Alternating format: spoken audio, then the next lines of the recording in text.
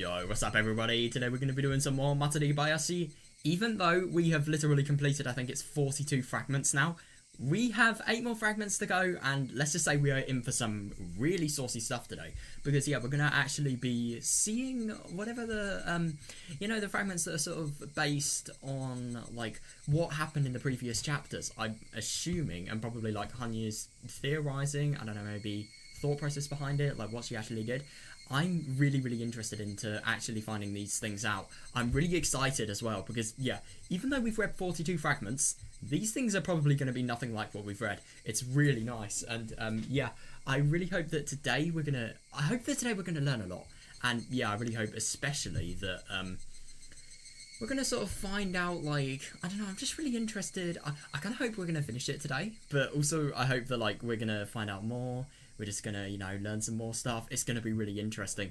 I am really interested to see, especially like the more technical sort of stories, the ones that are really complex, like Meakashi, Watanagashi, maybe even Tatarigoroshi, stuff like that. Really good.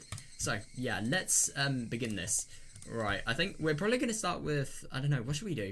Should we do it in order, or you know what? Why am I even thinking? Let's do it in order. Actually, I forgot these are in orders of chapters and like their sequels. Well, like the question arc and then the answer arc for that said chapter. I don't know. I mean, I'm gonna be honest, I think it might be the best idea to do it in order. Yeah, why not? Let's... Right, this is gonna be interesting. Okay, right, that's really not what I was expecting. So it looks like we have the music for the fragments here. Nice. This piece is the only one that's so distorted. Interesting. That's because it's long before June 1983. It is, yeah. Therefore, the existence of this piece has no effect whatsoever in the game we're playing on this board. Oh, right. But is this really a useless piece? No, it isn't, no. The identity of Rule Y has been completely exposed by now. Oh god, what's Rule Y? Is it the one about paranoia? Oh, I can't remember. I'm just going to search it up. I can't be bothered to always be in that state where I'm forgetting.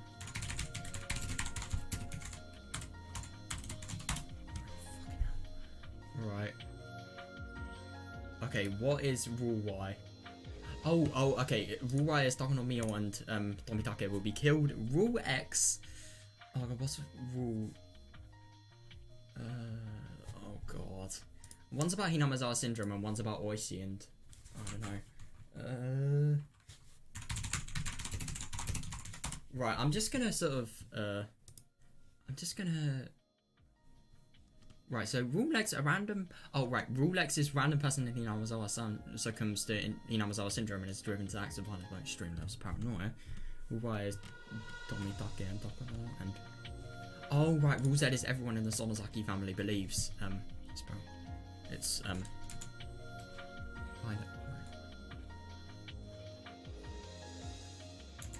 The identity of Rule Y has been completely exposed by now. Yeah, definitely. With the backing of a mighty organisation, it is powerful enough to swallow up the solidarity of individuals. Yeah.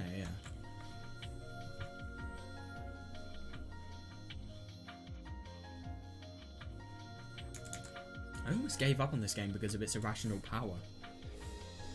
Interesting. That's why I'm thinking that maybe there's a piece hidden somewhere that's strong enough to fight against such a formidable enemy.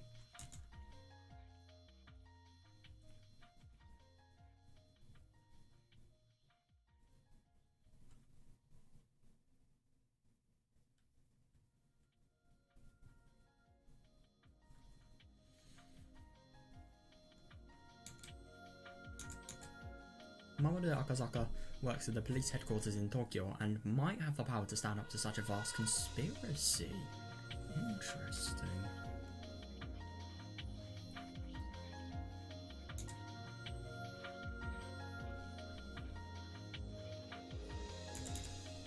Can his power withstand even Rule Y? That's interesting. Just like how Mayabara Geichi defeated Rule Z. Will he be able to defeat Rule Y so easily? Yeah, definitely. But, I mean, Keiichi did not defeat it easily, but he did it in the end. The only thing is, I don't really understand why the Rule Z was defeated, because the thing is about Tumi Horoboshi, like, he defeated the rule that Sonozaki family was responsible for everything, but I suppose that's clearing Rena's suspicions of the Sonozaki family. But I don't really know, because the thing is, she wasn't really... She was taken to a hospital, and then she wasn't really... I don't know, maybe it was the stories. Maybe it was because Katie was sort of really sort of saying, like, the stories are really irrational and was really telling her. Maybe that could be why.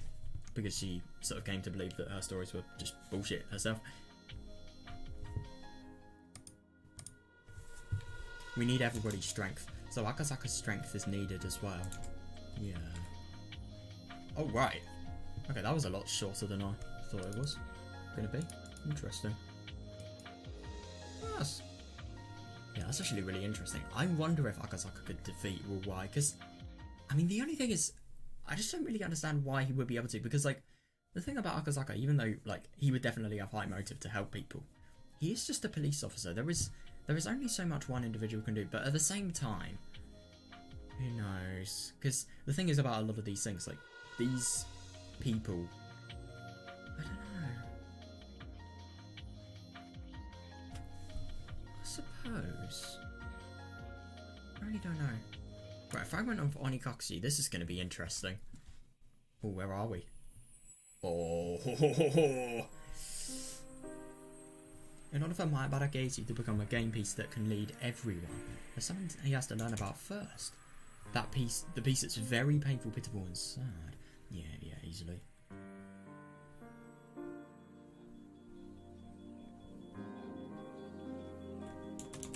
He has to learn about his friends, and he has to learn not to doubt them. Yeah. He doesn't know the importance of trusting his friends. He doesn't know just yet. He realises though. Oh my god, he realises. A slight mistrust goes into paranoia. Matsuribayashi is trapped within Rule X. Yeah, definitely. At the end of Rule X, Casey leaves a sad note. Yeah, definitely. That's actually really interesting. So I wonder if Hanya actually knows how Katie died. Well, I mean, obviously through terminal Hinamazawa syndrome, but like, yeah. I remember because I didn't know about the terminal stages of Hinamazawa syndrome. I always used to find it really weird, because I always thought that state could only be induced by drugs, but it wasn't. I always thought like Ren and Mion were the people who actually gave the syringe that induced that state, but no.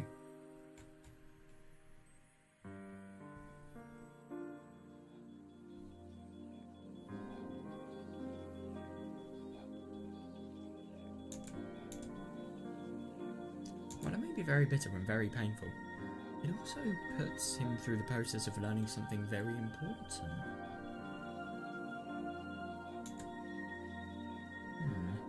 Hey Hanya, you didn't have to apologise. In the few days he left Hinamazawa to attend his relative's funeral. Yeah. Tragically he experienced an outbreak. But I think this was necessary. It's the first step towards learning something important. Interesting. I think if he hadn't lived through Onikakushi and he was living in Higurashi, then he definitely wouldn't have had as much passion to sort of help Nena, get back to normal, really.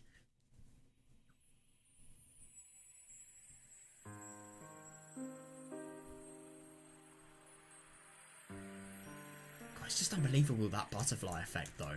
Like, you go to a funeral and then as a result of that, it leads to murder, basically. It's kind of ironic. You celebrate people dying, then the celebration of a person's life causes you to take people's lives, ultimately. The very first step towards smoking out all legs, I like that, and eventually defeating that. When this piece was all I had, I didn't even think of that though. Yeah, that's fair enough. I thought these were going to be really long. I'm actually kind of sad they're not. But yeah, that was really interesting. Yeah. I really do wonder what the thing... I suppose the really important thing that he learned was in Higurashi, but he didn't really learn anything important there. I don't know. Oh, a fragment of Watanagashi. I didn't expect that to be the next one. Oh. Yep, we're into sauce. It looks like.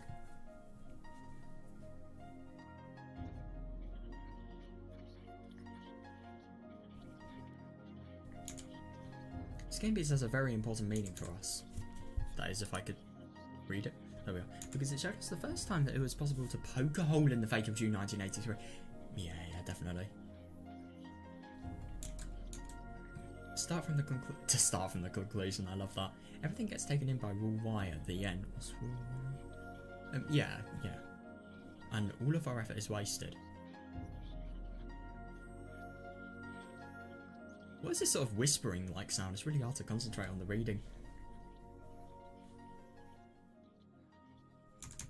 But we're challenging the great law that governs this game board, Rule X. Head on.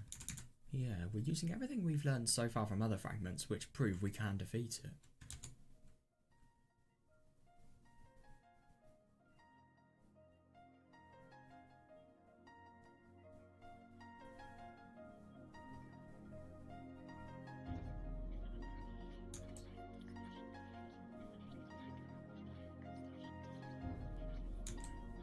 We grow by learning. In a game with no hope of winning, we can discover a slight chance of victory. Yeah, I suppose so. And then I suppose you could develop on it, and maybe you could, you know, change your perception on it. Maybe you could have hope. This piece taught us that. With this game piece, Rule X was almost completely defeated. How was Rule X completely defeated? Because Xion. I suppose if you choose the bad end, potentially, yeah. I really wonder how Casey just suddenly dropped dead. I really do wonder, maybe that could have potentially been because of Hinamizawa syndrome. I mean, that would be the only rational explanation at the moment, but I don't know. I don't think he just gunned himself while on a date with Mion. Holy fuck.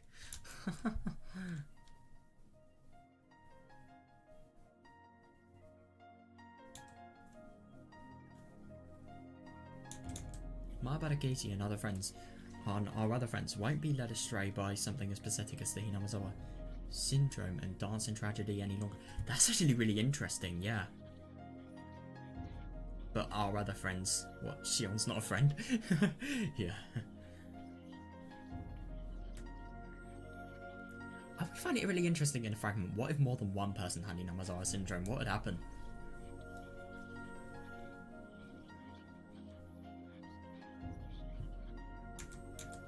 It has also taught us that rules aren't indestructible and are possible to overcome easily. Yeah, interesting.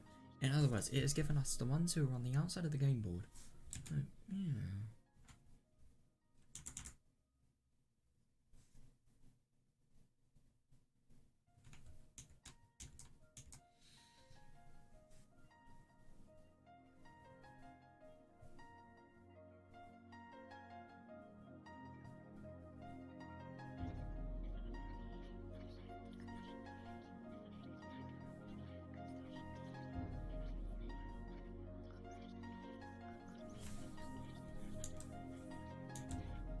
It's an important fragment that serves as our turning point and the trigger for everything else.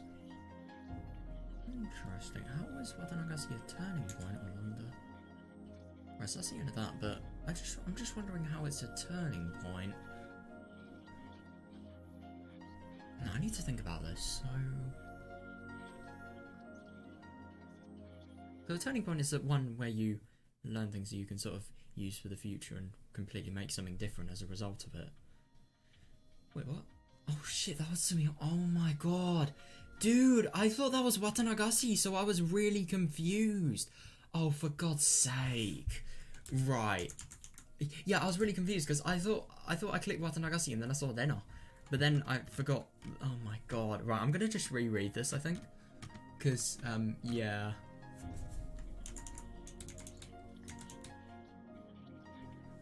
Right, let's actually analyse this now that we know the meaning.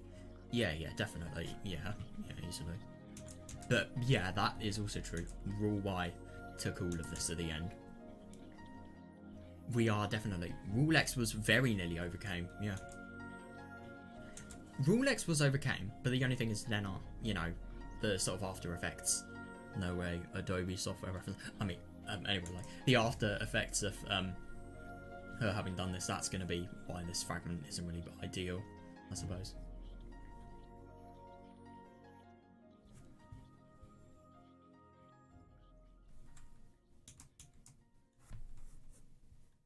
Yeah, and this is really interesting. This holds a lot more significance now. Lex was also almost completely defeated. Yeah, for real, for real. I mean, look at Higurashi, for example. Fucking hell. No Hinamazawa syndrome for any of them. But that's just luck, I suppose.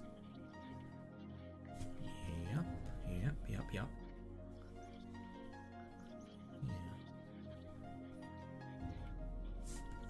Yeah, I suppose Sumi Holoboshi does. Oh shit, I'm gonna have to skip all of it. There we are. Longest Higurashi chapter I have ever read. Right, a fragment of Watanagashi. This is gonna be really interesting. Oh boy. That's really interesting. This game piece reminds us that no matter what happens on this game board, everything is due to the curse of, or... Oh, I thought that said off. But yeah, everything is due to the curse, or the Sonozaki family pulling someone's strings. Everything, as in the suspicion. Yeah, that's interesting. Because I suppose that... No, that's definitely true.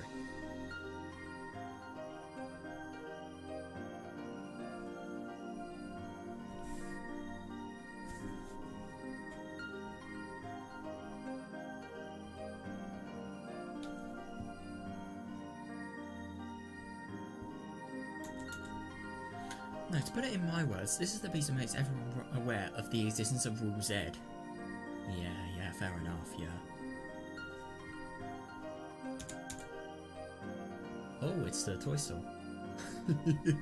Oh god, I know what the significance of this is. It's hard to notice with just this piece. But this is a complicated fragment where Sonozaki Shion, while trapped in Rule X and mistaking it for Rule Y, is hurled about.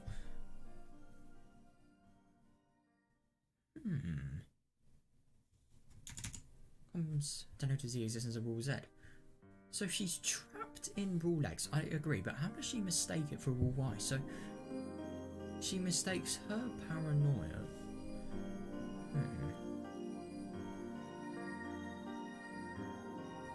Yeah, so she comes to notice the existence of the Sonozaki family, and then she really... Sorry, this is Watanagashi, this isn't Miyakashi, I should be thinking differently. But they sort of both apply with both, really.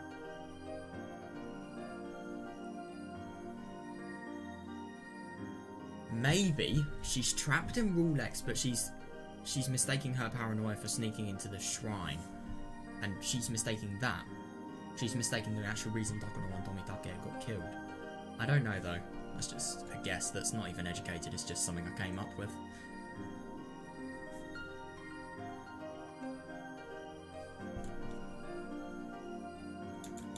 But this is also the piece that teaches us the rules of the game board.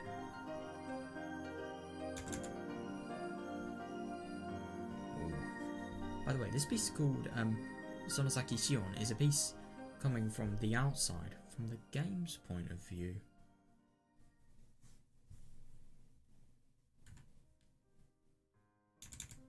She dislikes Hojo Satoko at first, but through this and another piece, she learns something important. Yeah, challenges Rule X. I suppose she does in Higurashi, yeah, and then grows up to be a powerful piece to fight Rule Z. She fights Rule Z.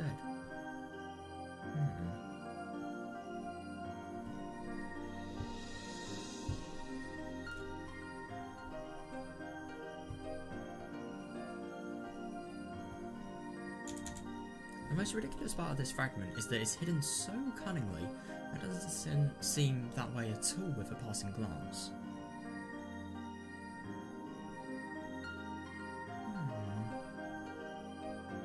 It's kind of interesting she says that because it's so sudden. Like, Shion's just like in Miyakashi, for example, like literally, oh my god, the scene with her and Satoko, god, I will never forget that. Who will, to be fair. Literally one of the most disturbing scenes in the game. But yeah, it's just that, and then Sumi Holoboshi, and then boom, she loves Satoko. It's just kind of weird, and it is kind of hidden cunningly because I suppose like in Sumi Holoboshi and Minagoroshi, she doesn't really, I don't know, she doesn't really have any arcs. Maybe there's a console arc that we've missed. I know there is one that's sort of, I think it's like a ban end of Sumi Holoboshi or something like that. I don't know.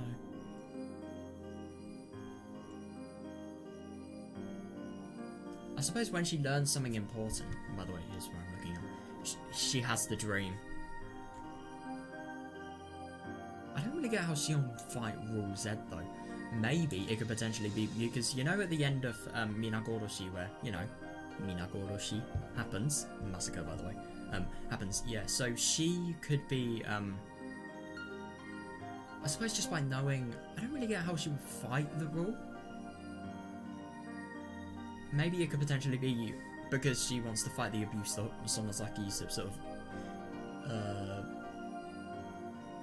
don't know, got the Hojo's in. And maybe it could also be the fact that she actually knows the truth there. It's not Sonozaki's, it's fucking Takano, out of all people. Learn from your mistakes. A line I definitely need to look at. No. Well, it's kind of true, but like, still. Please become a powerful piece and lend me your strength and defeat my enemies. Shion could be good. She is... Oh, that's the end. When she is passionate about something, oh my god. She definitely has fire. Let's just say that. She has fire in her fucking veins. She is crazy. I mean, just look at something like, I don't know, for example... Oh, that's going to be so interesting. Tatarigoroshi. But, yeah, Meakashi. That's also going to be really cool. So what have we got? We got Satoshi. We got the Hall of the Hojos, I think. Don't know what that other one is. I should see where the fragments are coming from. Where's that one? See Mion? Maybe Satoko? I don't know. I think that's Rika and Satoko's house there. I don't know though. What about this one? Mion, don't know. Don't know, maybe that's a school? I have no idea. Of course there's nothing in Matsuribayashi. No spoilers. Oh. This is the piece of Sonozaki Shion, who goes mad after being taken in by Rule X. She does go mad, that is one way of putting it.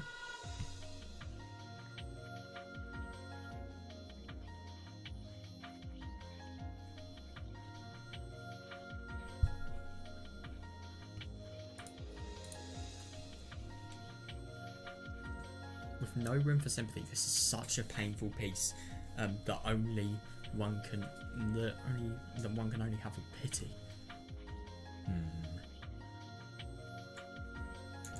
It really is, yeah. It distinctively identifies the keyhole of the padlock called Rule Z. Interesting.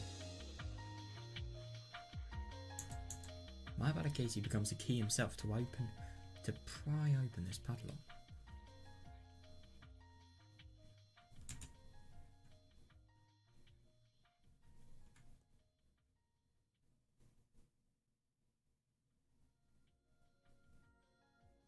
I'm trying to think of this analogy. So the keyhole of the padlock, I suppose that's...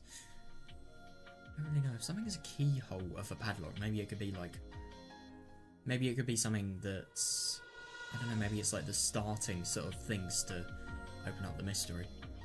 Because the thing is, I suppose that could potentially be true, because there are a lot of things in Meakashi I remember reading that really sort of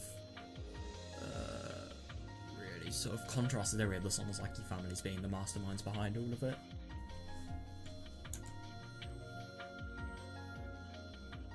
So how does Casey become a key himself? To open the... What does Keiichi have to do with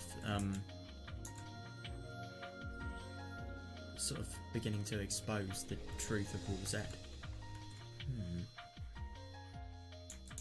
And as Sonozaki Mion wished for, he becomes a wind that clears out the stagnant air filling the village.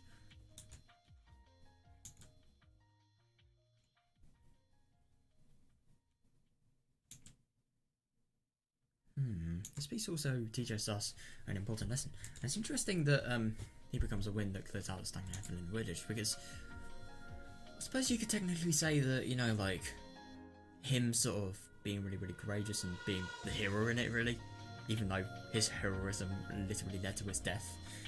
I suppose that could be it, I don't know. This piece also teaches us an important lesson. Sonozaki Shion learns through this piece and then becomes a strong highlight for Hojo Satoko. So that's where she got the dreams from, assuming, in Minagoroshi.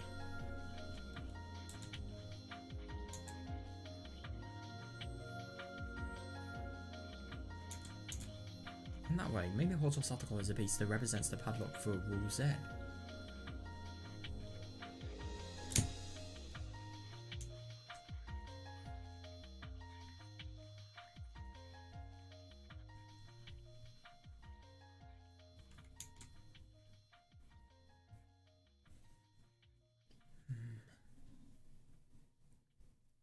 Padlocks lock things from being exposed. I don't really get what she'd have related.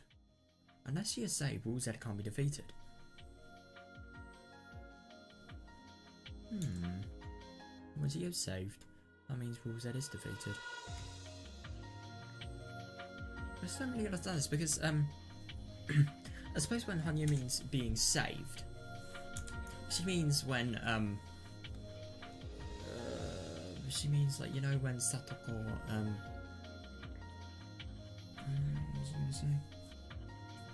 I wouldn't really say saved, but, you know, when Satoko's, like, you know, the Hojo's just being completely ostracized by the entirety of the village, when she sort of, when her bullying is, when the people bullying her are actually sort of coming into agreement that it's wrong and stop doing it. I wonder if that could potentially be what the meaning is. But I don't really get how that would defeat the meaning of the Sonozaki family being the key to the mystery. I don't really know. I suppose maybe it could potentially be because the Sonozaki family are actually trying to help the village and they're trying to get the new thing that should have been in the village all this time out. I wonder if that could potentially be like the Sonozaki families are doing something to help the village. No, that could be that the grudges of the Dam War are over, so as a result of that, they aren't the people that are going to want to continue it. They're going to want to stop it. And that always has been the case, but when it's publicly known, then, yeah.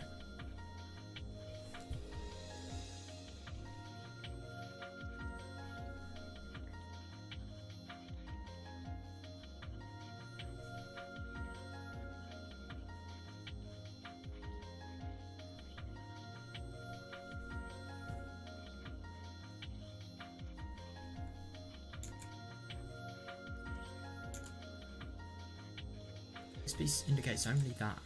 That's the only thing Sonozaki Shion learned by gambling her life. That's actually really interesting, gambling her life. I mean...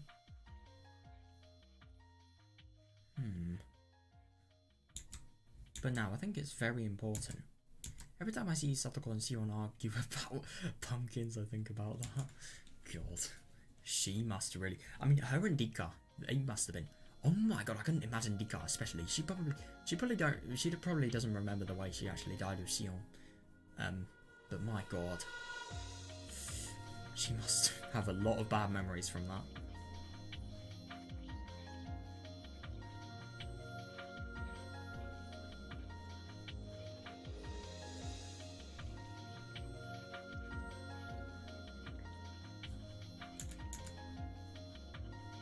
It's interesting Shion gambling her life. I wonder how she could have actually... I just wonder how she gambled her life. I mean, I suppose she did throw away, like, her entire future for, you know, the Satoshi related things, and... I suppose what she was doing when she was really paranoid is she was just thinking that somebody was out to kill her. She was getting Katie as sort of a bait, and then she was going to sort of face it herself. So I suppose in that respect it could be, but...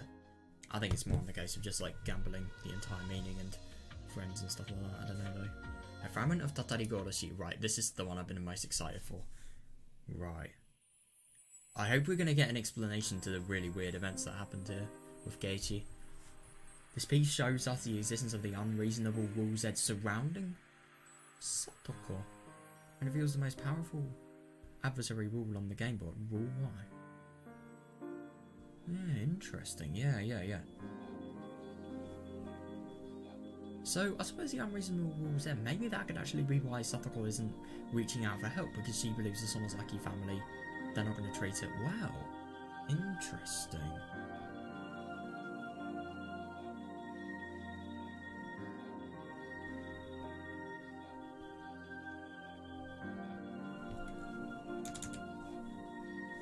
rules X, Y, and Z be seen? No. X can be, Y can be. Z not so much so. I don't really understand why Z would be seen. So Z is paranoid of the Sonozaki family. Maybe Satoko actually. Maybe if my theory about Satoko is right, then yeah, they all can be. Yeah. The enemy we need to fight, the things we need to learn, all are gathered and revealed here in this fragment. So I suppose Depe is definitely an enemy. The things we need to learn, though, I wonder. Like, a lot of things, let's just say.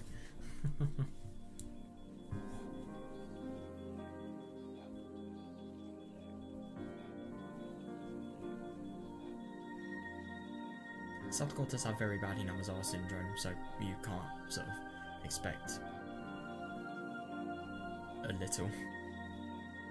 There's going to be a lot.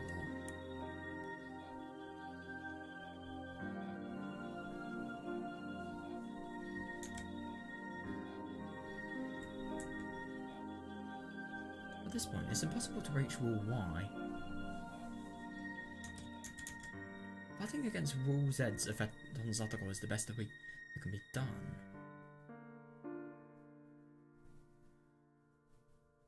Maybe, right, so Rule Z, I think Rule Z is just broadly the Sonozaki family's pulling the strings. I think the Sonozaki family pulling the strings also is related to Satoko's, like, abuse by the villagers, you know.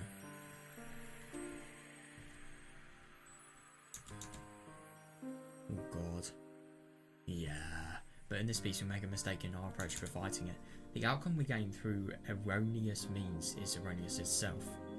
That's interesting. Erroneous is like... I suppose it's like out of the boundaries.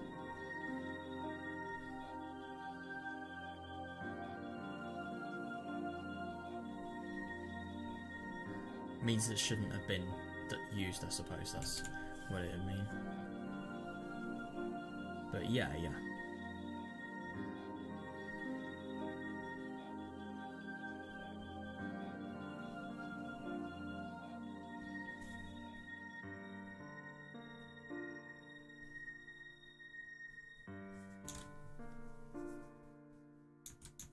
Matsuribayashi learned that through his own experiences. Oh my god, yeah.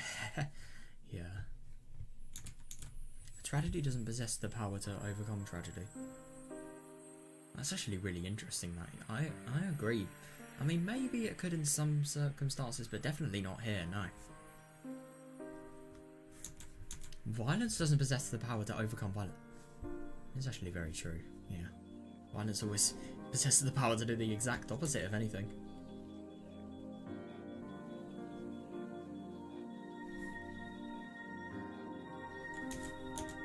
If they can grasp that, all the pieces on this game board will learn the true way to fight.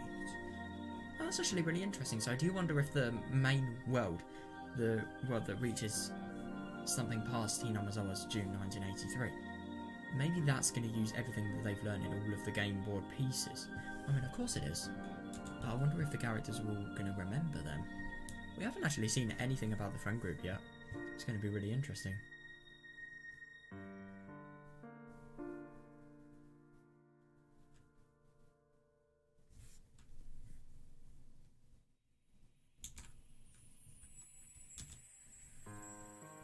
So if they can grasp the fact that violence and tragedies aren't the answer to helping tragedies, then they will learn the true way to fight.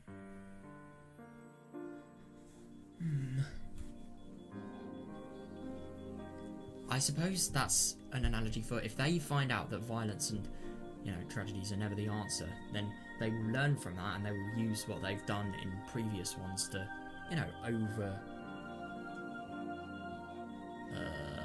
overpower. That's a good word. The fate, you know.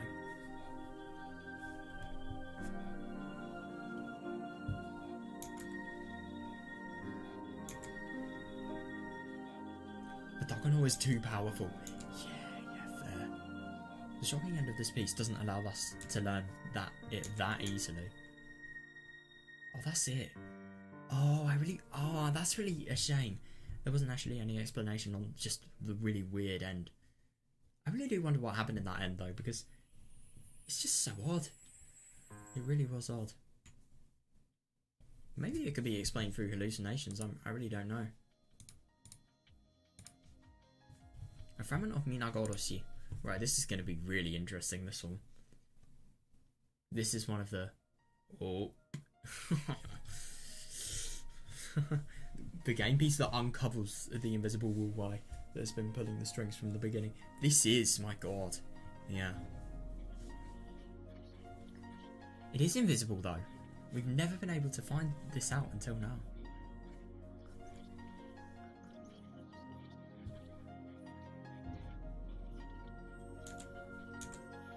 Because the impression of that is so strong, it's easy to forget about something very important.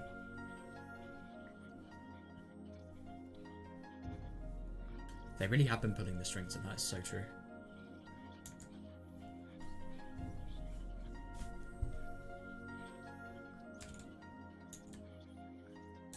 I do find it really interesting now that we sort of think about the fact that Takono is actually behind everything. In Tatarigoroshi, you remember when she knew that Keiichi murdered Teppei?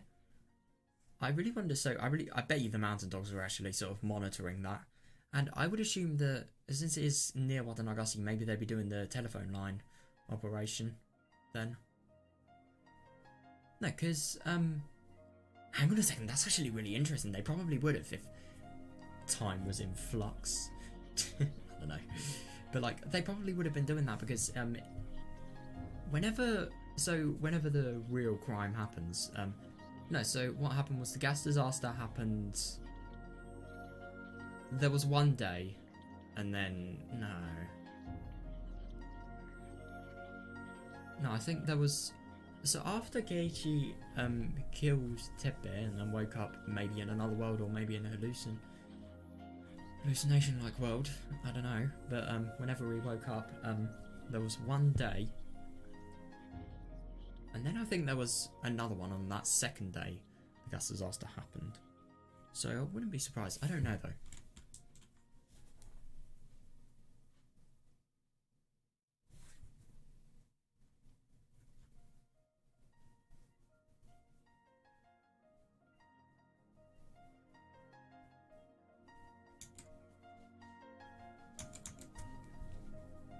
We can't forget that this piece also shows the path towards destroying Wool Z. That's actually very true, yeah. While Hooded Erika lamented Wool Z as impossible to defeat, it was hardly a match for Maebara Keiji and the others once they learned everything they needed to. Easily, yeah.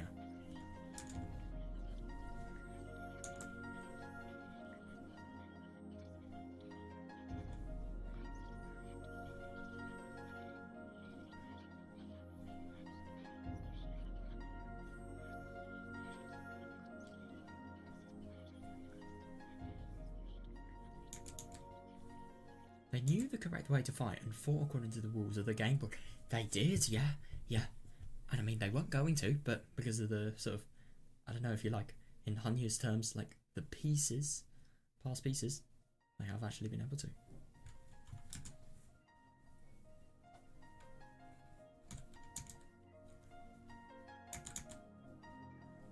As a result, we win, and that fact is more valuable than anything for us. Interesting. Maebara Keiji taught me a lesson. There is no need to subject ourselves to any fate. Yeah. The will to believe can defeat anything. Yeah.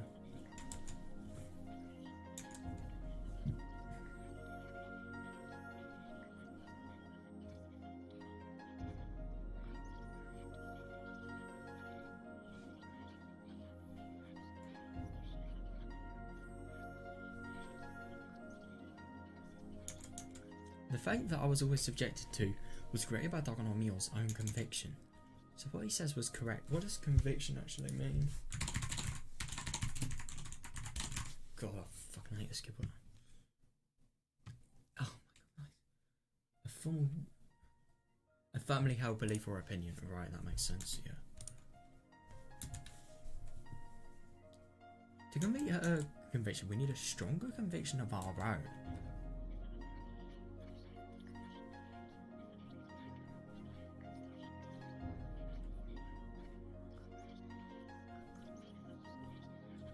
Interesting. Yeah.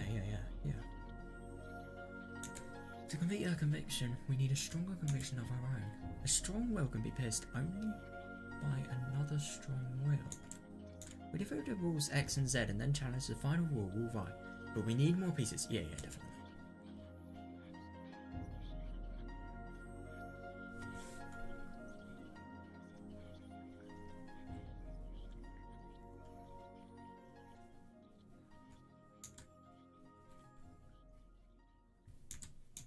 Each piece fought at its best, but the strength of our enemy's pieces, led by Takano Mio, were just too powerful. Yeah, that's actually really interesting. That's fair enough, yeah.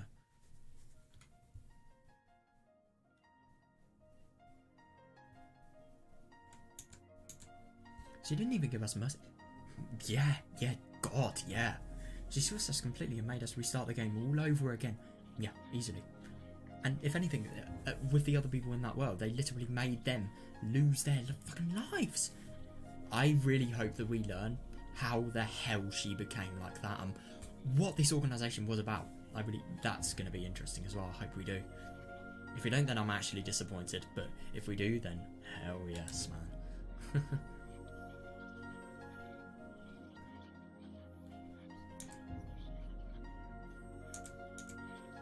Although we lost, we didn't give up the resolve in our hearts. Yeah, easily. Because we finally found the true culprit and also found a clue for how to fight against her. Yeah, we can't win the piece with the pieces we have now. We don't have a powerful enough strong conviction or a strong enough will. But Hanya and I will keep trying. Yeah, that's actually really interesting. Even if they keep trying, will they... I mean, even if they keep trying and they don't have enough manpower and convictions and wills to do it, I suppose they can still, at least they can say they've tried and they can live chance out to the best. But at the same time, I don't really know if that's good. I wonder how you could actually make the will bigger though. More people, maybe? I think that's definitely what they're trying to suggest.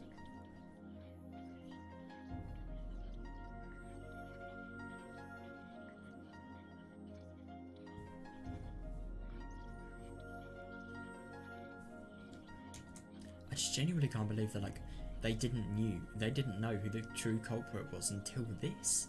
It just really surprises me. Memory. They probably forgot the things around the last day they've died and the deaths as well. Like Rika has always forgot her deaths.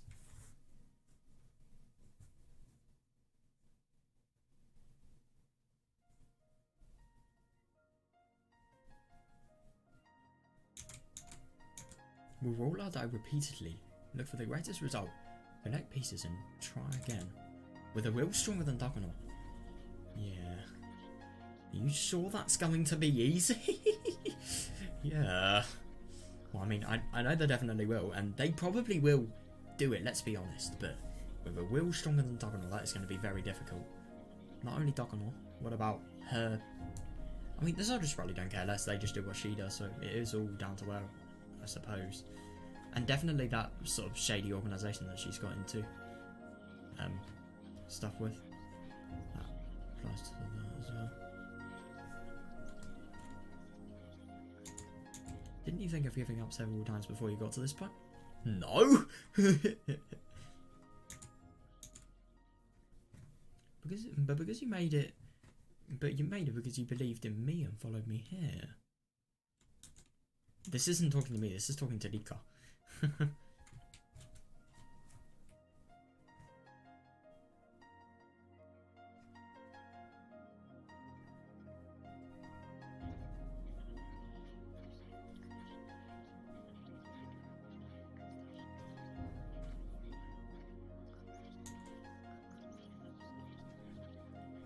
Interesting. We're almost there. We can do it. Yeah, let's create the last piece. That's actually really interesting. So, how does she know that this next piece is going to be the last one though? I mean, there are only 8 official chapters in Higurashi, but how does she know? The thing is, even if they create... This is really just sort of hypocritical for her to say, let's create the last piece. You remember how many times she has got so sort of... How much she has sort of advised Rika, never hope for things because if you're let down by them, it'll crush you. She's literally doing that as well. But the only thing is, the believing thing is key. So maybe it's not really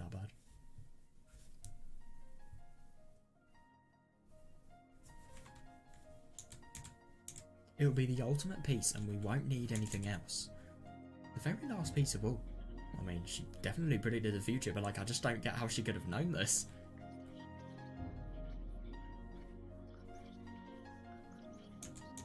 Come on, let's collect the pieces. Let's collect miracles.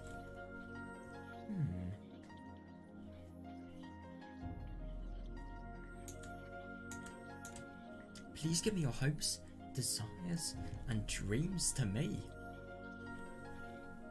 Let's hope she's not talking to us.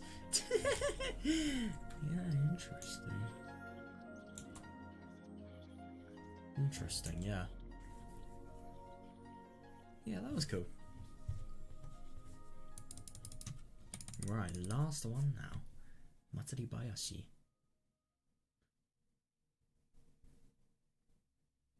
That was an awkward pause. Right. This is going to be cool. After collecting miracles from all 7 fragments, I've finally got a hold from this one. The only thing I don't understand, what about the worlds that are going wrong? How are they creating miracles? Maybe it's the discovery of the rules. Or maybe it's because the bad tragedies lead to, you know, the development of the characters, like for example, Higurashi. And then, literally the next chapter we see Shion and loving Satoko and being like a sister to her.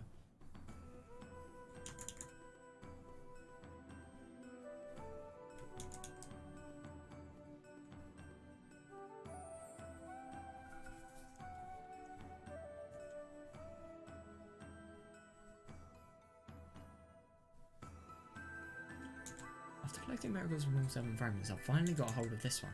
This fragment holds our final fate. But before we take a peek... Interesting. Before we take a peek, please just wait for a little bit. The fate that's inside will be decided the moment we take a peek.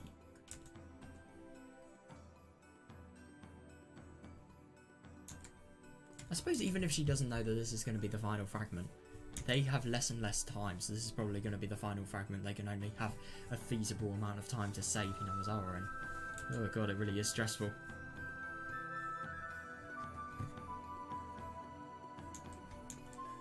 Have I told you about the story of the cat in the box? No. Oh god! Is the cat in the box alive or dead? If you open the box, you'll know, but you won't know until you open it. That's actually really interesting how that relates to the fragments. Yeah, I suppose if like you don't know if the fragment's good, you don't know if it's bad. You do when you've opened it.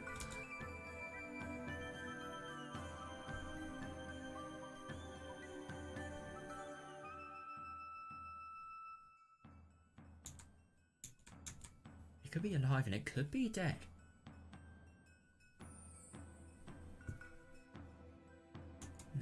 Definitely. In other words, before you open the box, the living cat and the dead cat simultaneously coexist. What? At the moment you open the box and find out the truth. Ah, right, the incorrect answer disappears.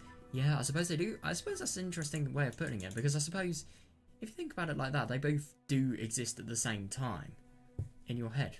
They exist as possibilities. They're both the same thing, I suppose, because they're possibilities of actually happening, but when you find out for certain, the wrong one disappears, obviously, yeah.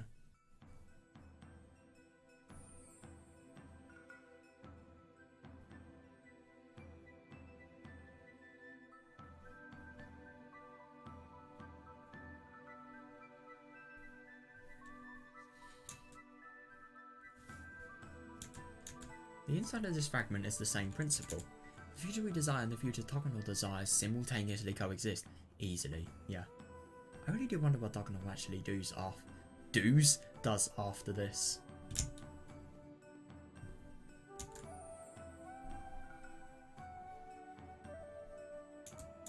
They are opposing and denying each other. Yeah, easily. Once we take a peek, one of those futures will disappear. That's actually really interesting, but the only thing is I suppose that is a good way of looking at it, but what if both happened? That's my question. I mean, I suppose it can't, but what if you change Takano's will so that the future she wants is one that doesn't harm the one that everyone else wants? But that'd be impossible. That'd be so difficult. Could you imagine if Docono has like really, really bad Hinamizawa syndrome? I wouldn't be surprised, honestly.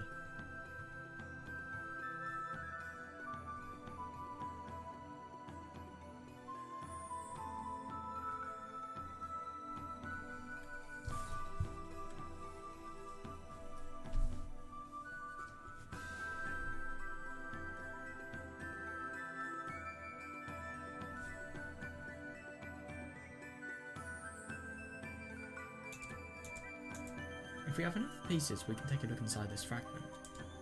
Yeah.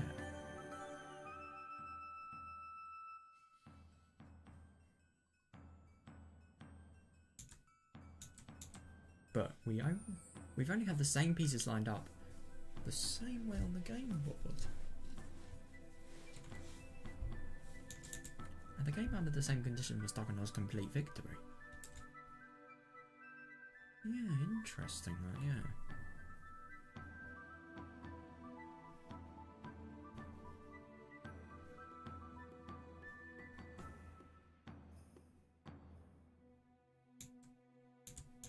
We've already tried that in the Higurashi fragment. Yeah, we need more pieces. We need the help of a piece that's powerful enough to defeat Rule Y. Yeah, definitely. Yeah, could you imagine a world where Tomitake doesn't die? That would be nuts.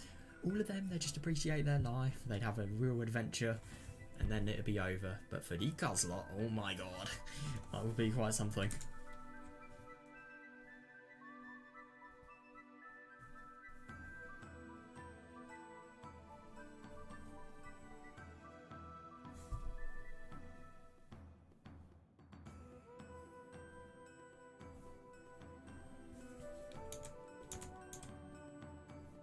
Until I get hold of that piece, it's too scary to take a peek inside this fragment.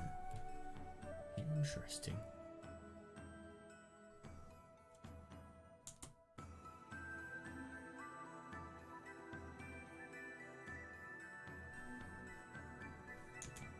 But how do I get such a piece? Yeah, definitely. It's a piece I've never gotten a hold of before. To obtain it, I need to look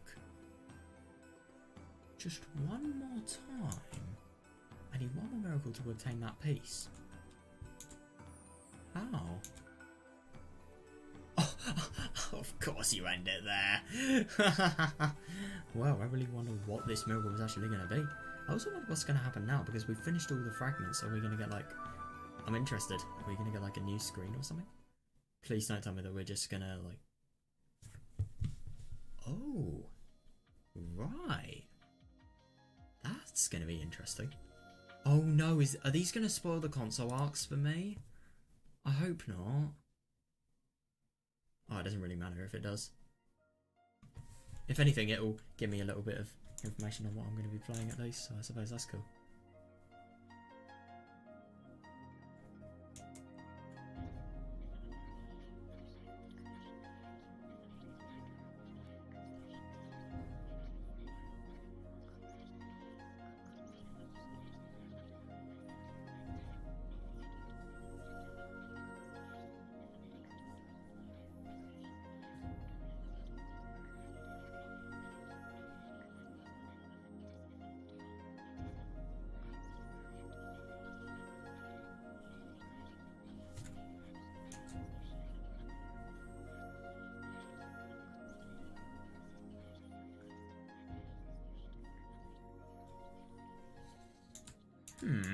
What is this?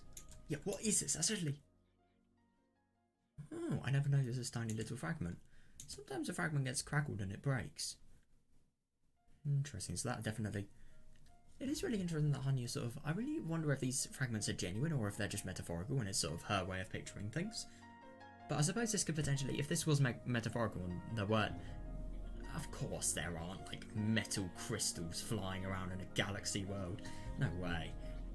That sort of denote memories. This is just sometimes a memory becomes distorted and you can't remember everything that actually happened. Like, for example, I don't know, today I probably can't remember everything. Yes, I can. This time, 1 day ago, last week, probably can't remember anything that happened there. That's because it's summer holidays, literally all the days are the same. Or at least it feels like. But still, you get my point, I hope. In fact, I hope you don't, because I explained it so shit.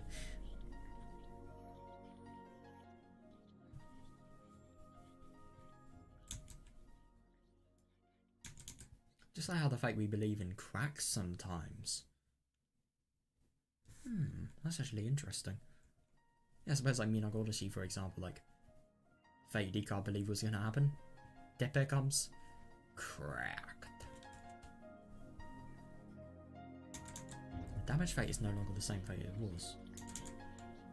Yeah, definitely. That's Higurashi, for example. Yeah, I agree. Like, let's say if Higurashi never had Dokono sort of, you know, doing her thing. Then which fate does this piece belong to? I picked up the tiny fragment and tried to match it with the fragments I have in my hand.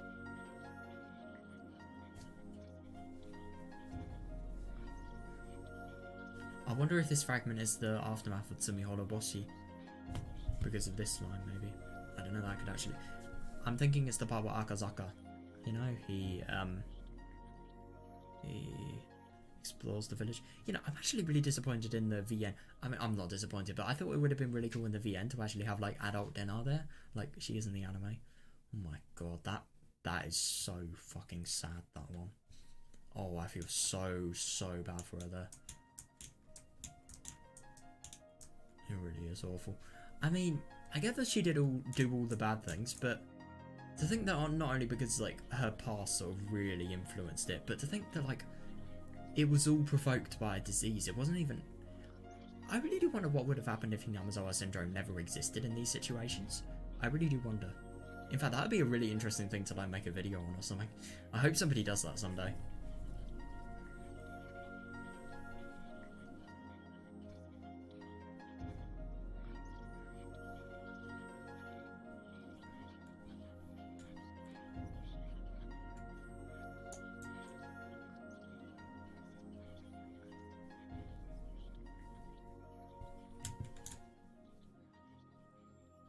And the last fragment I picked up... Oh, was the Matsuribayashi fragment. Maybe this was the aftermath of everything in Matsuribayashi. You know, like the... I think it was 1980. I don't know, like... Akazaka always here, remember they published the book called Higurashi when they cry. I think it was actually called that. I know.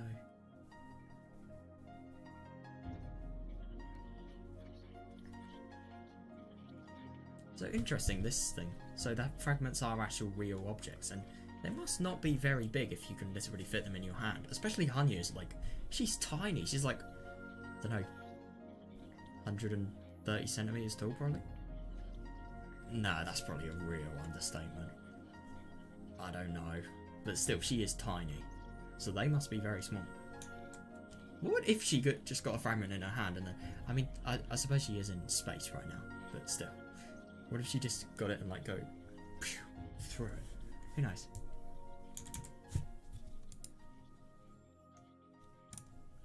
This fragment was distorted from the beginning.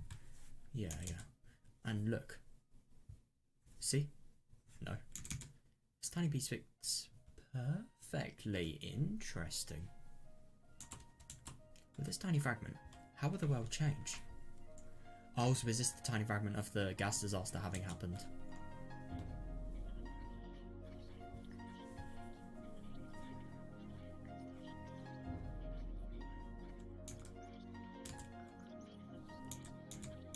What kind of miracle will occur? Oh, I thought this was like a negative thing, but it's just a question.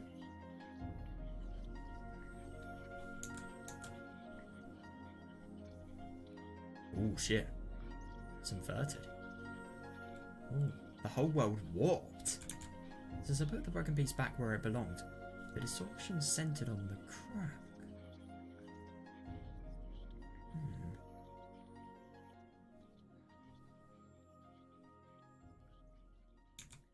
But that doesn't mean I can't take a peek inside.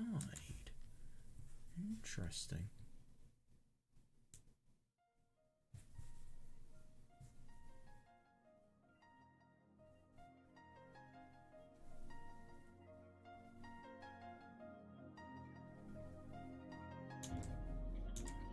It's already past 1985. Yeah, definitely. It's a time long after Higurashi and her friend's stories tragically ended in June 1983. Yeah, definitely.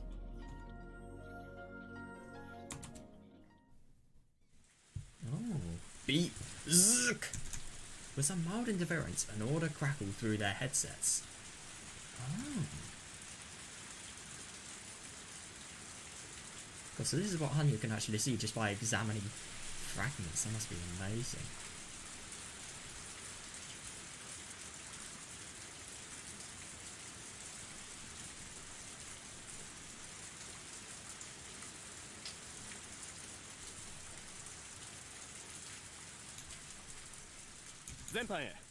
Nimi? Who is that? Oh, I wonder if this is the mountain dogs. All units. The chief has a message for you, so listen up. This is so Takano's lot. Just the accent. Good. And obviously, like, you know, it's sort of military-like. Oh, I don't know, not really military-like. I don't know, just like... Firstly, they have the name similar to Takano Slot's names. And also just like, you know, the sort of voices, they kind of sound like military ones. I don't know though. Good work everyone. The local police have given us 15 minutes to wrap this up, but I'm only giving you a few seconds. Don't let a single person escape. The main target is a diplomat. Maybe this is police actually, I don't know.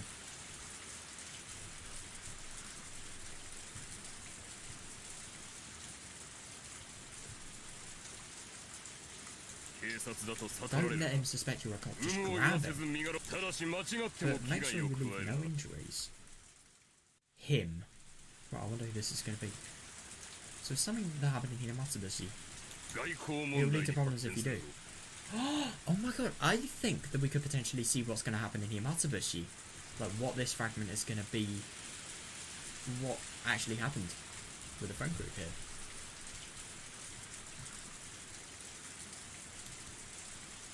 So a diplomat, probably someone who's been overtaken with Hinamizawa syndrome. They're dirtbags who hide under diplomatic immunity to deal with the local gangsters.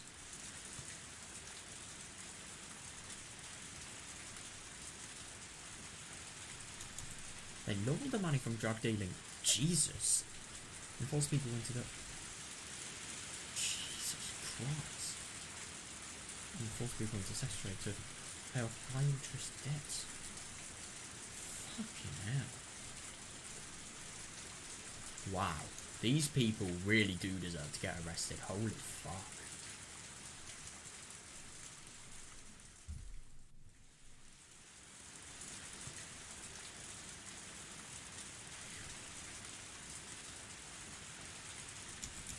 According to the local embassy, some of the victims are... What the fuck? Right. Shitbags. For real? Yeah, these are definitely the police, but I wonder who... Could you imagine if this is Takano's organisation? Oh god. Normally this would be a simple case with the perpetrators being gangsters.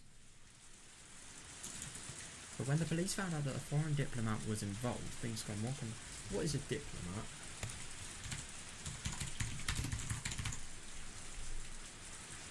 An official representing a country abroad. Right. A person who can deal with others in a sensitive and tactful way. Right. Diplomats have diplomatic immunity, so the police can't arrest them. What is diplomatic immunity?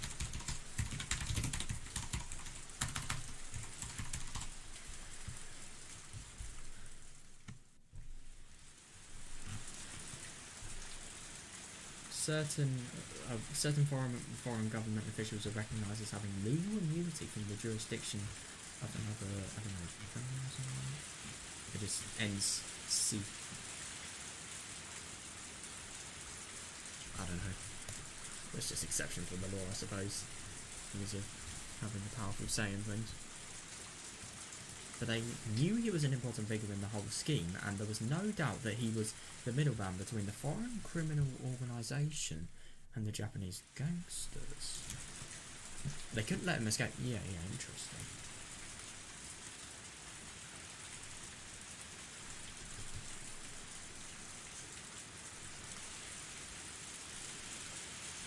Interesting. So I'm assuming the foreign diplomat is the one that, yeah, tied the foreign criminal organisation and Japanese gangsters together. Right.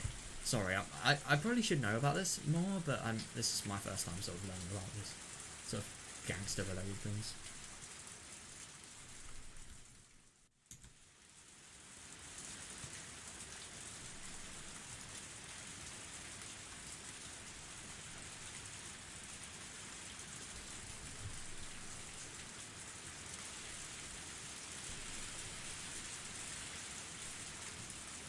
It'd be easy to deport him, but that wouldn't solve anything. Is deport just like, you know, say, you're going back to where you came from or something like that? What does it actually mean? Oh, damn! Oh, shit! To expel a foreigner from a country, typically on the grounds of illegal status or for having committed a crime. Damn! Yeah, it wouldn't. The police had asked the embassy for assistance, but they denied the request. Damn. And the case was put on a standstill at that point. Oh, right.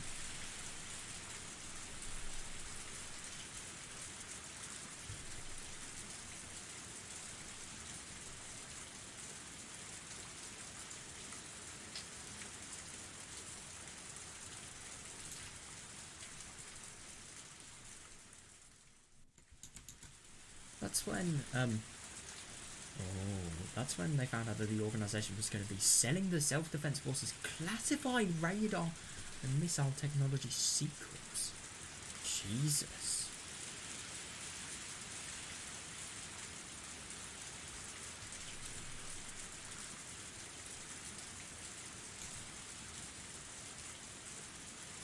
And yet these people, the Public Safety Division, then had to move onto the premise to protect this classified government information.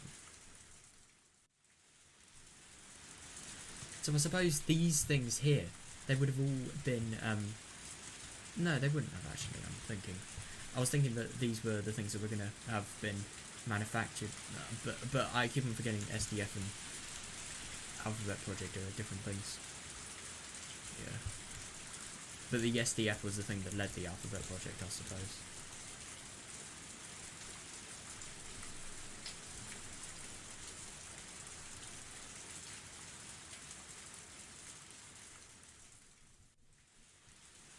Radar and missile technology secrets, so fucking hell. That is just dangerous. That really is. I wonder how they actually obtained the information as well. God, it doesn't even bear thinking about. And today was the day that this operation was set to go. Oh, right. Damn.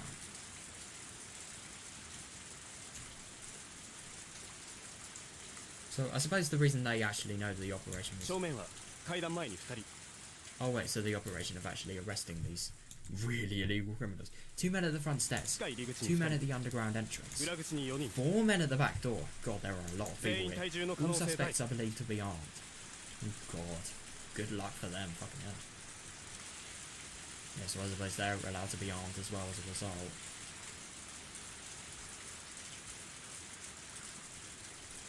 Two more than usual, huh? It only takes 2 seconds more for him. He never shows anyone mercy. Oh God. I wonder if this could potentially be the Sawasaki lot. I'd be interested.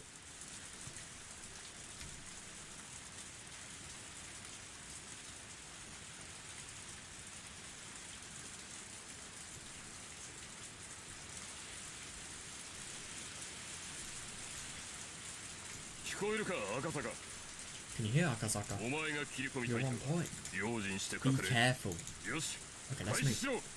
Interesting, so Akasaka is actually one of the people that's leading this operation. Shit, I hope he doesn't die.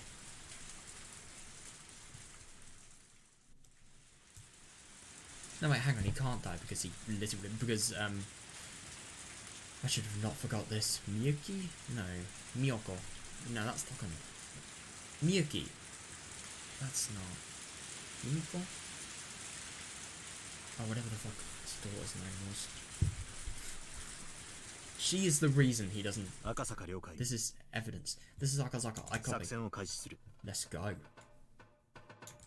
Right, this is going to be interesting. I wonder who they're going to be thwarting. Oh. A man suddenly appeared around the corner downtown. It was Akazaka. He displayed none of the naivety that he did when he first met Rika. Oh, that's interesting, so this person actually knows him. Oh, this is Hanyu. Yeah, of course.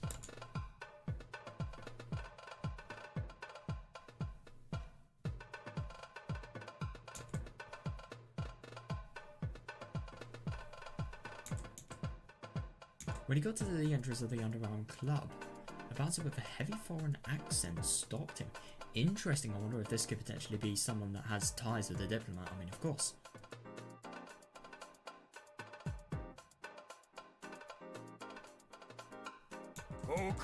This place. Members only.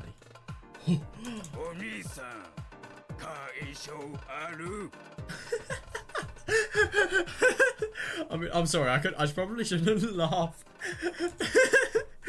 This is just so funny. I love this guy. He just speaks like a robot. I'm sorry, I probably shouldn't laugh, but like, still. It just sounds... I feel kind of like a dick for laughing, but still. A bouncer.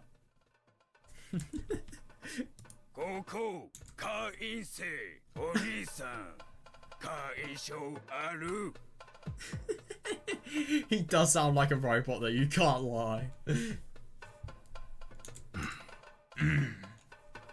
Oh, Akazaka pulled a card out after being asked. It was a card that was very difficult to force, so they could only get one. Oh, right. As the man on point, he was the one to receive it. Right.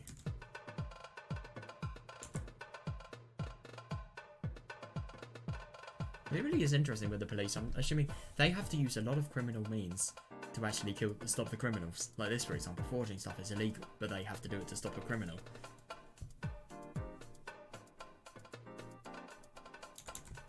The bouncer let Akazaka in after confirming he had a membership card.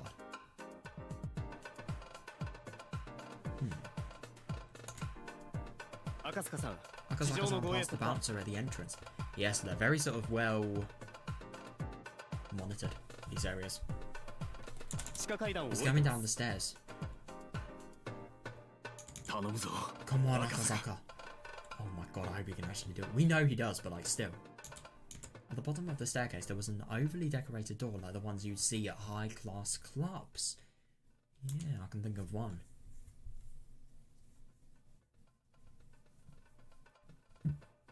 This doesn't sound like the average nightclub that you'd see. This seems like... It's actually really interesting how a lot of sort of city criminal things... I've seen a few, like, they're really sort of things that are either hidden in buildings or just hidden underground like this. I mean, I've seen a few in films. I don't know if you guys have ever seen The Outlaws, but that's a good example. The sort of really, really high... I don't know, high-tech place that the drug dealers actually operate in and hang out in.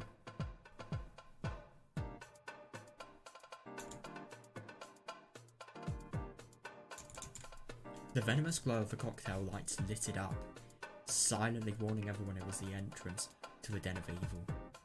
Interesting. What is a cocktail light?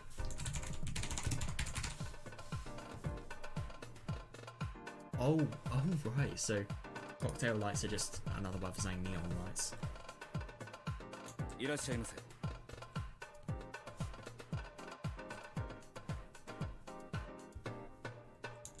Welcome.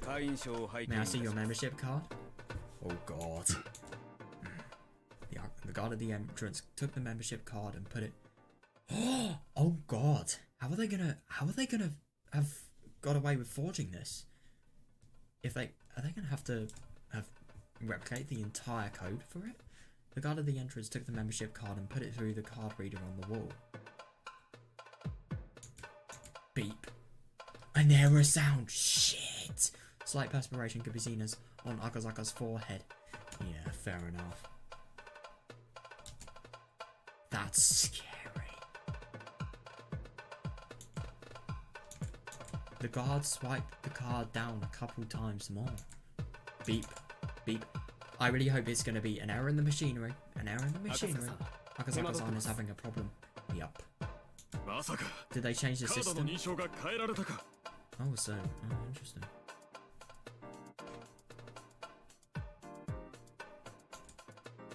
If Akasaka's encountering trouble, will it change plans? Secure his safety pronto. The expression on the guard with him steadily grew out. Oh god. His right hand reached inside of his jacket, probably fingering his gun. Shit.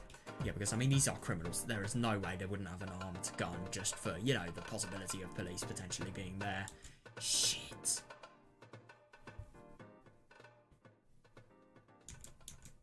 Ding.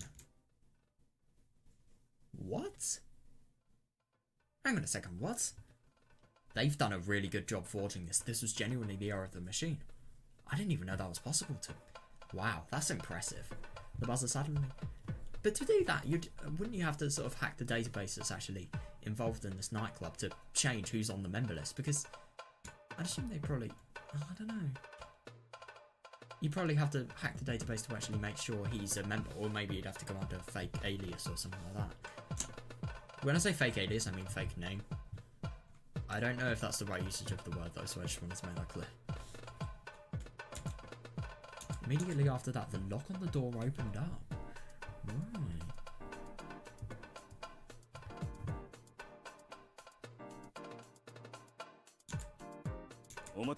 Thank you for waiting. Please head on inside. Oh boy. Right. This looks interesting. The guard, I've never seen this background before, but like anyway, he goes, oh god. Loud music and flashing colourful lights spilled out from the inside. Oh god, so this is real drug things, isn't it?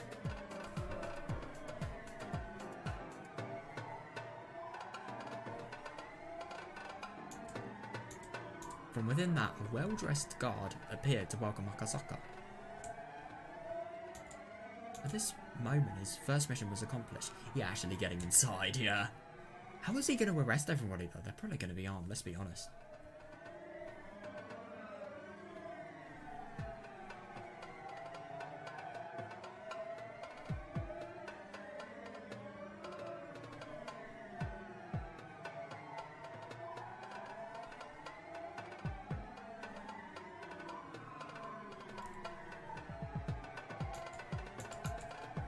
Having acted as the go single for the remaining units, Akasaka was also in the dangerous position of being in enemy territory all by himself.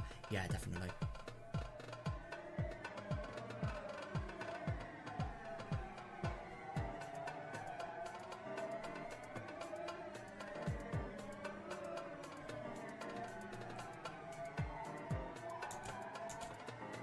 The door was the biggest obstacle for their ambush. Oh god, yeah. The door locked automatically, so whenever it was closed, it was also sealed that way. But what if you accidentally... What if you slammed the door on somebody? Oh god.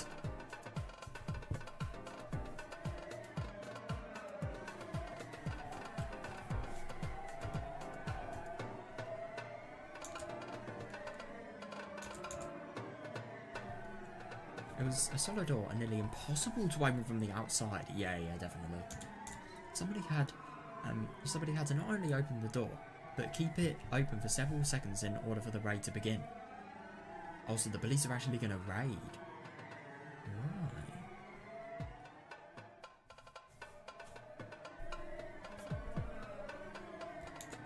Akasaka was the only one who could do that. That's scary. Akasaka. Entrance secured. Commence operation. Fuck. This is gonna... I hope this is gonna go well, man.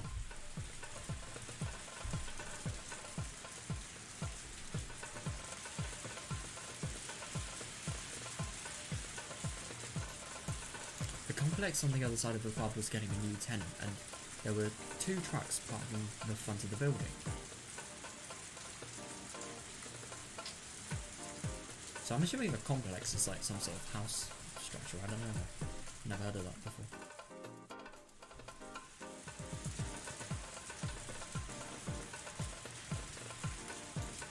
But of course, that was just a disguise. Alright, brilliant. The The door to one of the trucks opened and several dozen plainclothes investigators jumped out. Brilliant.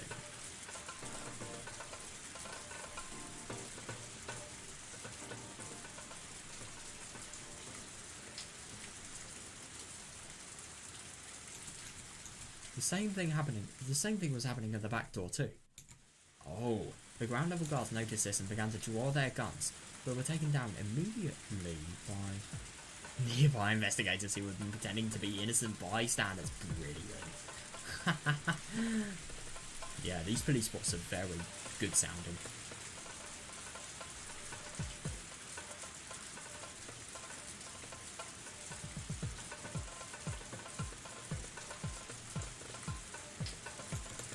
Several dozen investigators quietly went down the underground stairs. Brilliant.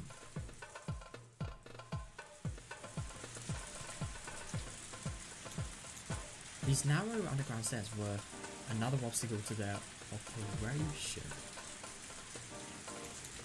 Everything would end up on the security camera. Oh no, they're able to become known within a few seconds. That must be really tricky though. How are they going to get down the narrow stairs? Oh god.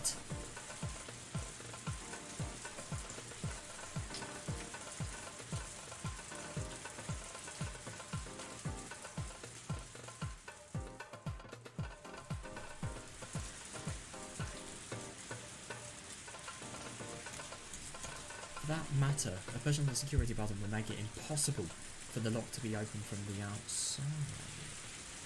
Oh shit. Oh, that is bad, yeah.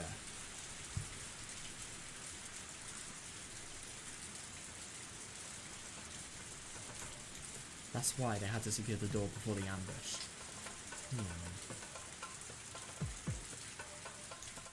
The guards on both sides of Akazaka noticed the loud footsteps coming down the stairs.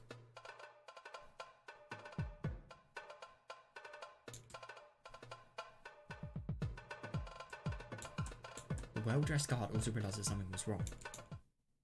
Oh shit. Then 3 guards shifted their attention from Akazaka to the stairs behind him. And as he sensed the attention shift, Akazaka took a quick, deep breath and then stopped breathing entirely. What? Or is he faking a death or something like that? That'd actually be really smart though, faking a death, so as a result, like, I don't know, just maybe being certain that nobody's gonna shoot you that way, I don't know though.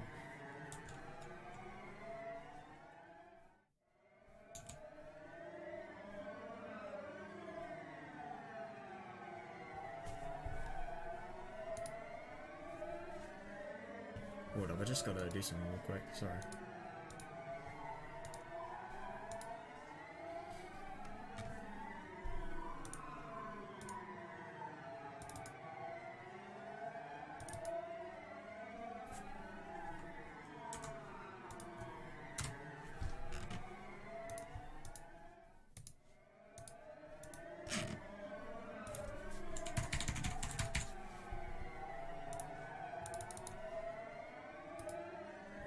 Right, there we are, sorry.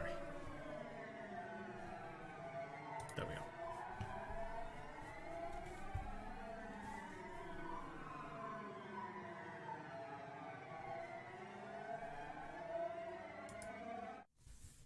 Two guards standing beside him suddenly rose into the air with strange positions. Akazaka had determined his position relative to the 2 guards next to him, so he didn't need to check with his eyes. Right. But even so, his fists have been driven into their faces with such precise accuracy. Oh my god, nice one.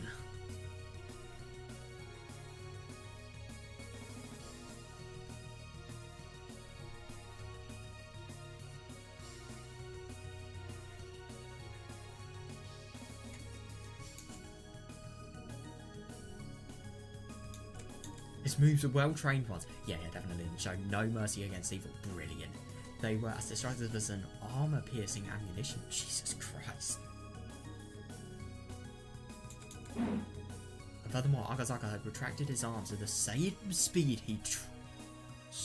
Jesus Christ. Everything looks so strange in the flashing light. yeah, fair enough. The man who witnessed all this probably couldn't figure out what had just happened. Oh god, yeah, that's actually really good, yeah. They really are using the environment to their advantage, even if it is inconveniencing them.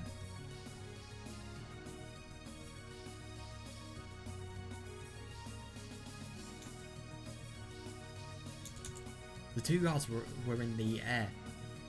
The two guards were up in the air in strange positions. And the man who had been standing in front of him was now crouching low. Then that frozen moment shattered.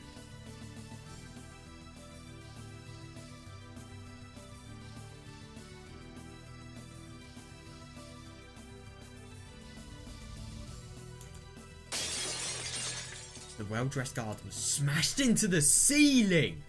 Jesus fucking Christ! And shortly afterwards came crashing down onto the floor. Holy fuck. Such a strong punch, Jesus Christ. Later on, while slurping liquid food, he would desperately try to remember whether it was a fist or leg that broke his jaw. Ow! He would probably never quite recall it. Yeah, fair enough.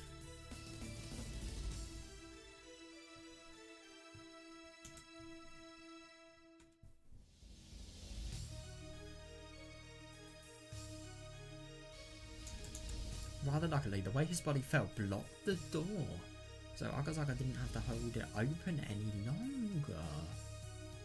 Oh, that's brilliant! That's brilliant, yeah.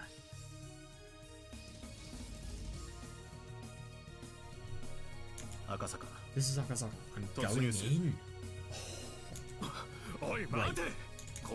Wait for your backup. Akazaka. Wait, hang on, he's going in without backup. Oh shit. But at the same time, with strength like that, he probably will. He will have a good chance, but with guns, maybe not.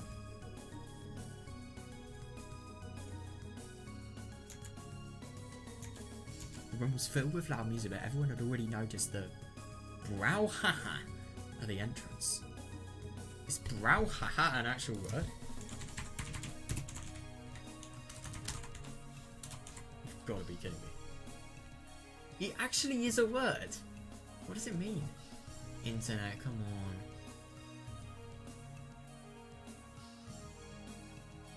on. Brouhaha. A noisy and overexcited reaction or response to something. Right. Damn. Everybody, get down! Oh, fuck. As soon as Akazaka bellowed his warning, screams filled the club. Most people immediately hit the floor as if trying to proclaim their innocence. Yeah, even though these people were literal drug dealers and, you know, sex people. Prostitutes is the one I'm looking for.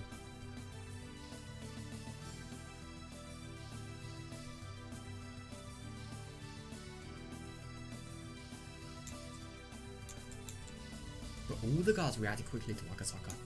In the midst of all this, there were a few people who were trying to make their escape through the back alongside several guards. Oh, right.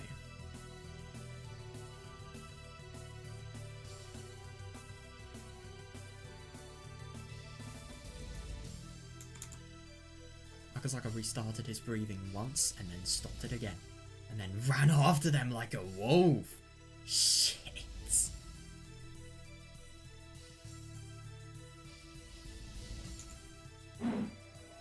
He jumped onto the table, smashing expensive bottles of alcohol and scattering glass of ice cubes made from icebergs of the Arctic.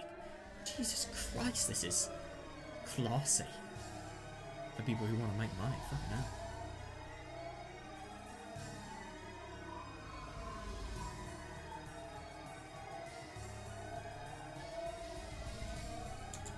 A foreign bodyguard, whose previous profession must have been a professional boxer, thoughtlessly stood in front of Akazaka. Oh shit. With a heavy accent, he tried to taunt his opponent.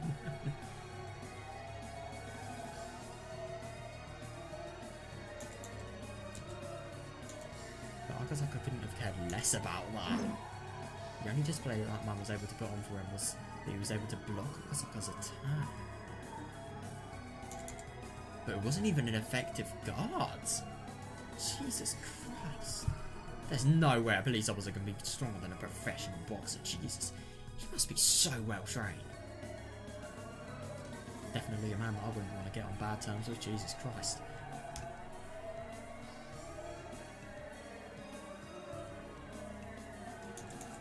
The power of Akasaka's punches was so incredible that they simply broke the man's bones in an attempt to block them.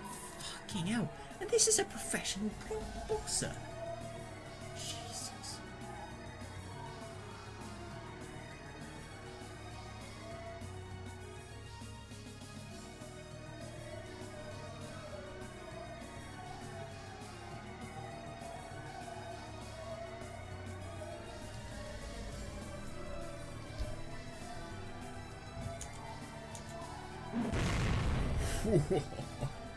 The man's arm warped in a strange way, and the moment after the agony showed on his face, Akasaka's left arm ground into it. Jesus Christ. Wow.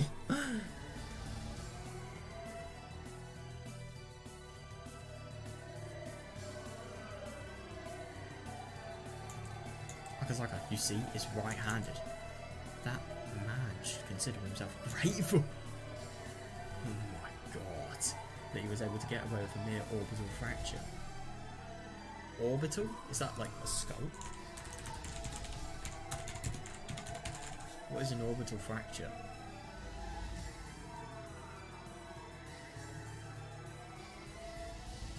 God, my internet is so slow.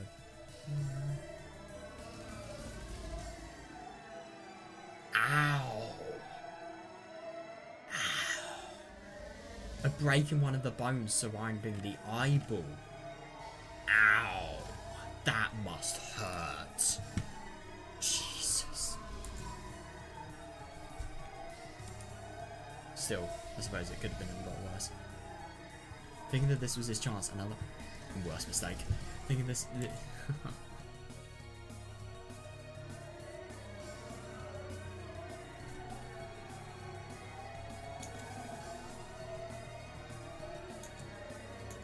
He assumed that no matter how strong a man was, he'd go down quickly when attacked from behind. Yeah, so true, man.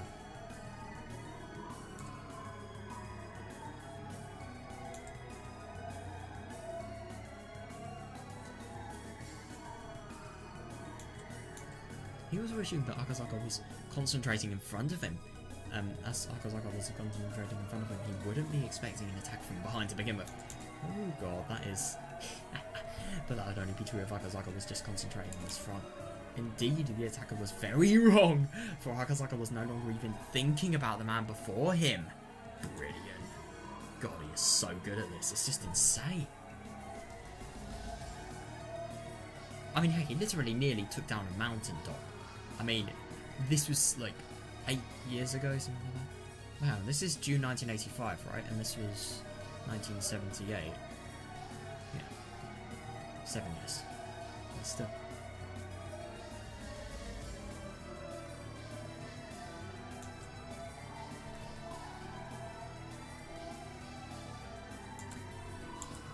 Akasaka knew exactly when and what was about to happen. The experience he had built up to this day had taught him that. Yeah, fair enough.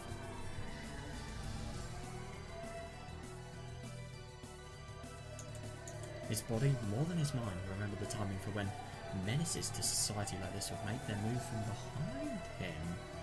Oh god.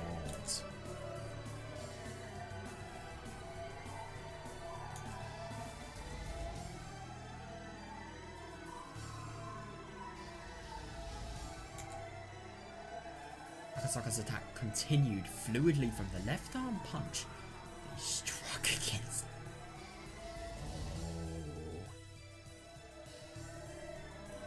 He struck against the ex-boxer.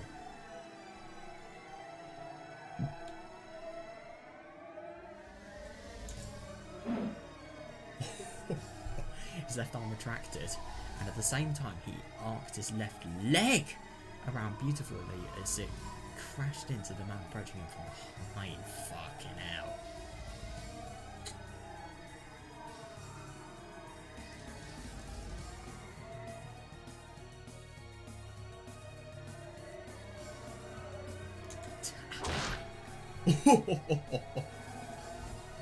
Ouch. That old sound signified that his nose had been broken. Oh god, so we actually heard the sound. Ugh. Akazaka already knew that. Yep, man down. Oh my god. He's not even... Ow! So he's not even stopping. Jesus.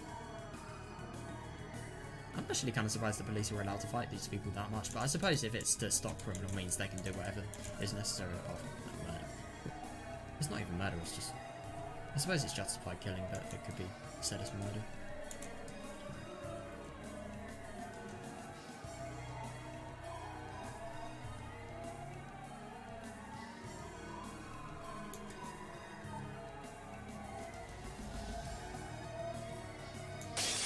The man slammed into the wall. Bounced off of it, rolling on the floor. Jesus Christ. That's ridiculous. I'm just surprised that you can be so strong that you can actually do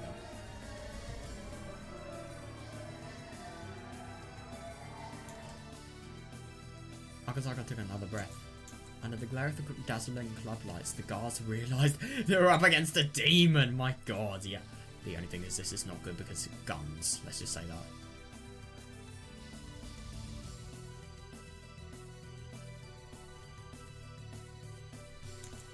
Yes, they realised that there was no way to take him down.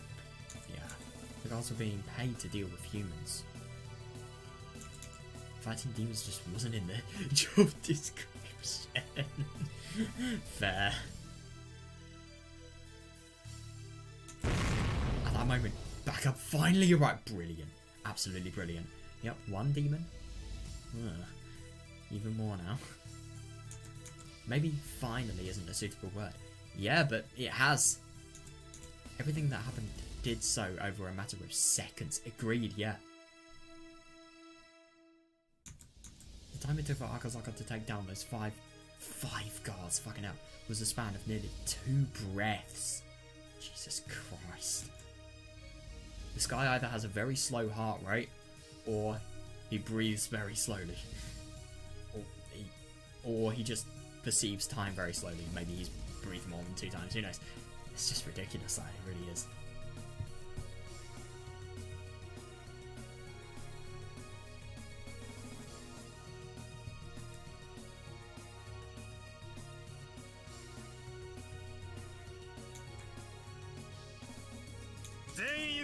Put your hands above your head and get down on the floor. Yeah. If you resist, we will open fire. Yeah, people definitely know how threatening and powerful this fucking man is. I don't think they're going to mess with him. Even if they have firearms, I think it would be very unlikely they could win against him just because of how much his combat is godly, basically. Thanks to Akazaka's furious action, the flow of events was already set. Wow. Akazaka's intimidating first strike shattered the gang leader's will to run. Fair enough. Yeah, I mean, he literally did that on the people that were running. Akazaka's intimidating first strike shattered the gang leader's will to run. They were all down on the floor, but one of them began smiling. Well, somebody.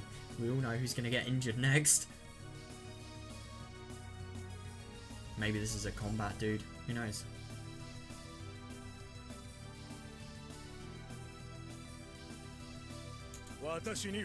You shouldn't touch me.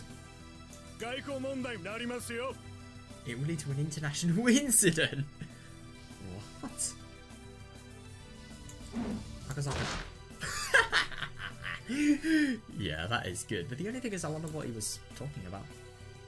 Because do keep in mind, they have the SDF secret information for technological missile codes, so yeah, that is a little bit scary. But the only thing is that is if he's actually going to make it out alive.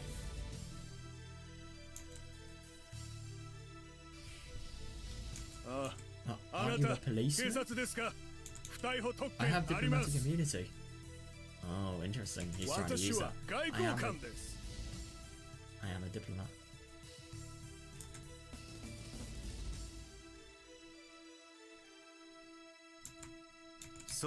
Good for you. So how much did you get paid?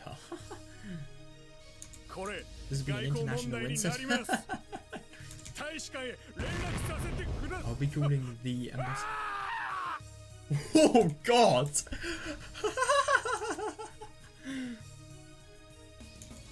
With the dragon-like roar, Akazaka's right fist pounded the wall right next to the diplomat's head. Oh my God. His knuckles are going to be sore. Oh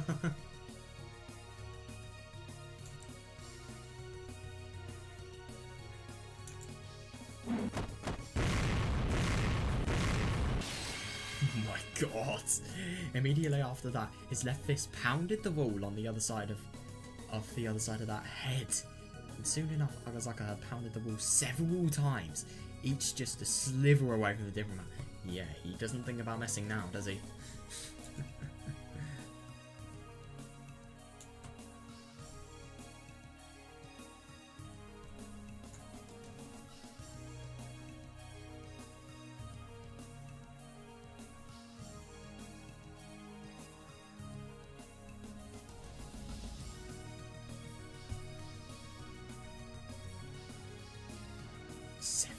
Jesus Christ. His fists were easily powerful enough to cross the man's head. Yeah, fair.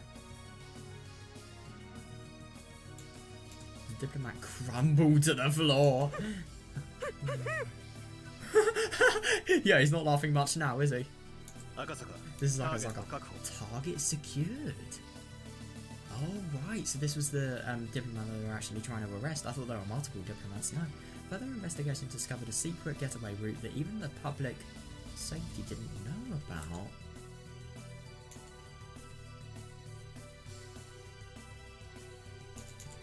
Dozens of Soviet military-grade machine guns were found.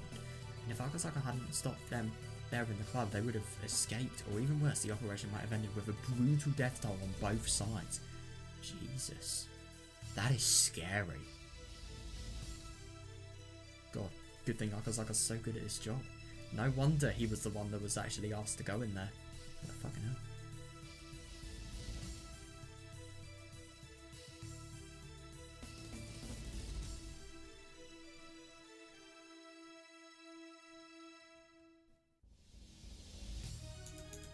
All thanks to how well Akazaka executed his duty, the operation was completed without a single shot fired. Exactly. Yeah. Come on, hurry. The local police will be here soon. Put them on the track. Oh my god, so... Yeah. Since the foreign diplomat was involved, they had to make sure it didn't look as though the whole operation was carried out by the police. Interesting. So I suppose you could maybe like... I definitely suppose you could get the impression that these people were just like rogue gangsters, I suppose. They didn't even know that they're police because Akazaka, he's not actually exactly in his police uniform at the moment. Nah, definitely not. Instead, it was just made... Yeah, it was made to look like a simple gang war. Yeah.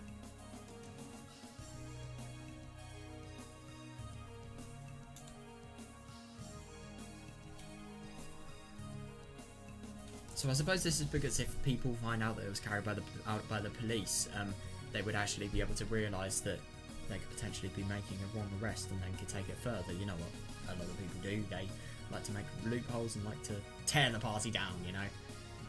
Party? No, the other side, really. They would definitely do that. It would be very likely for them to do it because they're bloody criminals. Yeah. They don't realise why they're arresting this guy, because he does not have... He has diplomatic immunity, but yeah, he's doing a little more than just, I don't know, diplomat-related things. They would dump the useless gang members and hand over the target to the police. Yeah, I suppose so. I'm surprised they're not actually allowed to arrest all of the members of the gang.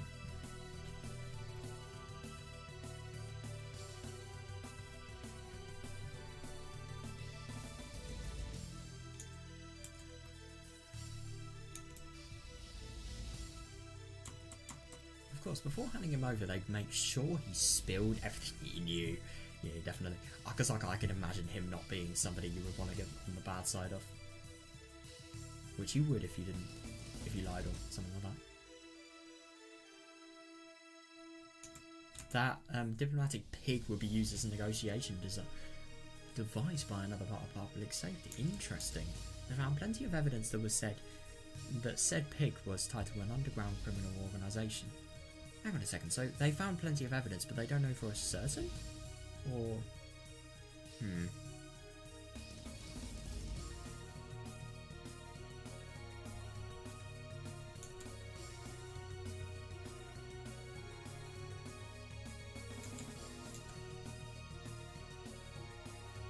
Not wanting a persona non grata in their hands, the embassy would likely cut all ties with him. The rest would be business of other departments. What is an embassy?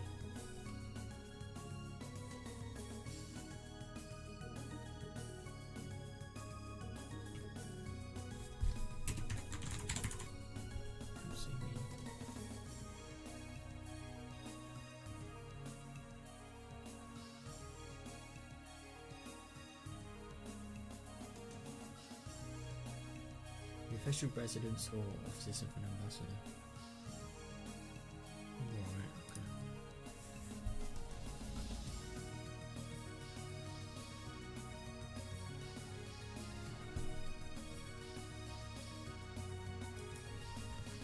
okay. Right, public safety's job was to take care of the things regular police couldn't deal with. Interesting. Akazaka, are you okay? Come in, Akazaka. This is Akazaka. Yep. We're on our way. Not harmed at all. Even though you've just overthrown an entire fucking criminal.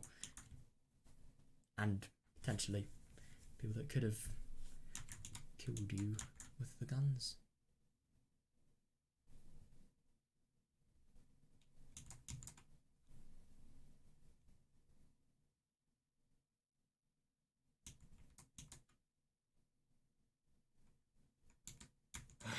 You've done it again. Report to the chief to get reamed out later. He has done it, my god.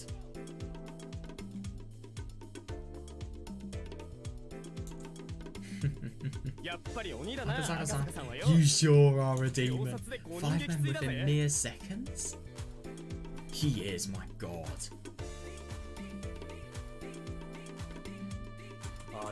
That's not even karate anymore. Your fist should be red. Categorized as lethal. Oh my god, I didn't read that. We categorized as lethal weapons. I like this music. It's alright.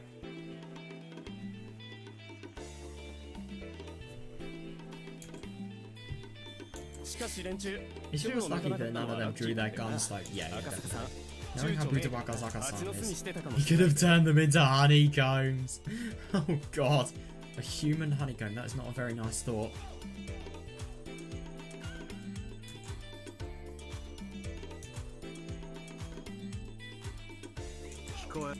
Shut up, don't make me sound like an assassin. God, he is gold. I show no mercy against evil, that's all. That's actually really interesting. So, I really underestimated Akazaka. You could really see how much he could potentially help with the whole Takano related thing. He can probably take the mountain dogs down now in a state like this, my god. So, I really underestimated how important Akazaka could potentially be to solving this. And all of the backup for police that he would actually bring, they're good at their job, I'm sure.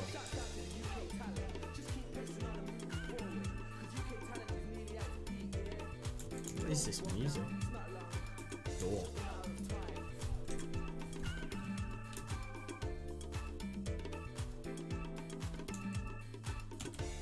The pigs here are just caught were no average criminals. They have committed so many unforgivable sins.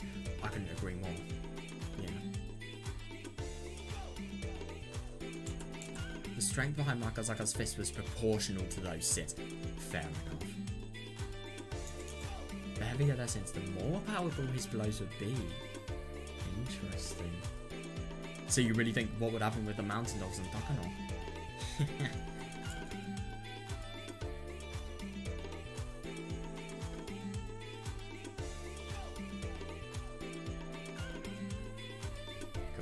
music. This guitar is really catchy.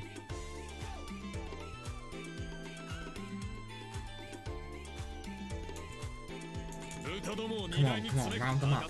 Akazaka, make them hurry. The local police will get here quickly. Brilliant.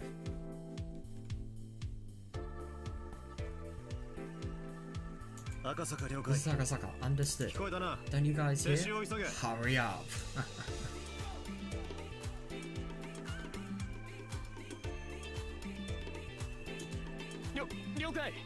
Roger. Come on. We have 5 injured here. Please have meds ready.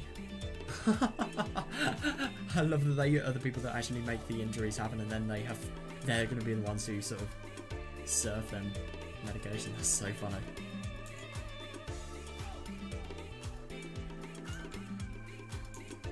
There wasn't any trace left. There wasn't any trace left of Akazaka's old naivety. He had grown to be the vigilant ace of his department. Yeah, easily. Oh, right, okay, so that was the end. Yeah, that just really shows how good Akazaka is. My god. That was so fun to read. And the only thing is, this is only 1. To be fair, this was a big succession in the thing. Ooh. That's going to be really interesting. So we're going to learn about Akazaka now. Right, I'm just going to take a little break. I'm probably going to be like half an hour. I'm obviously going to, like, you know, cut things. But, yeah. I'm going to cut the clip. But, yeah. It's just really nuts to think this, because, like, Akazaka is a literal goat, though. Oh my god. There's me thinking my friends are, like, really fucking good in combat. Like, god. Never seen somebody that can literally punch your jaw and send you up to a ceiling. Like, fucking hell. So, yeah, it's actually going to be really interesting just to see, like, what he could do. And do keep in mind that this was one of the successes. Maybe there are some where the criminals are a lot stronger, and as a result he can maybe fail. But I don't know. I really don't know. The Mountain Dogs would be very strong. We do need to keep that in mind. But he's also very strong, so who knows? Oh, it's going to be so interesting to see, man. It really will be. Right, I'm just going to BRB. Right, okay, I'm back now, so yeah, let's get into this. Right, so I wonder if we're going to learn about the actual things that have sort of been going on with Akazaka, like how the fuck he became like a literal, I don't know, a Goku. That's maybe a good analogy. I heard apparently the Umineko characters are stronger than the Goku. I don't know if that's true. That would be really funny if they are. Well, I'm going to read Umineko after this. So, yeah, who knows. But yeah, Akazaka was training inside a dark dojo filled with the sweat of sweat and mold. Mold. Ugh. God. The dojo was located in the middle of downtown, in a small building. It wasn't that big, and they weren't that well equipped either. He certainly got what he wanted to out of it, though. My God.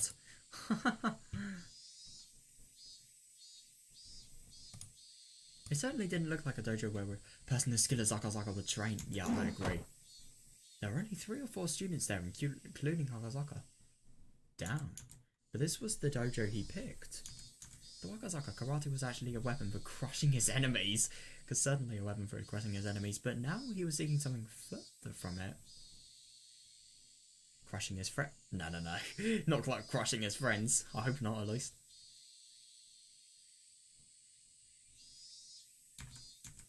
To achieve this goal, a dojo with many young students having actual physical lessons wouldn't work.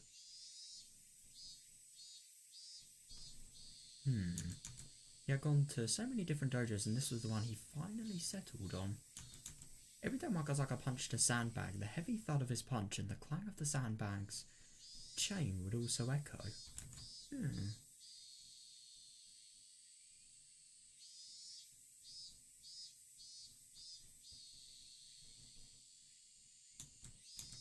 He wasn't just punching blindly. He thought first, developed those thoughts, and then punch.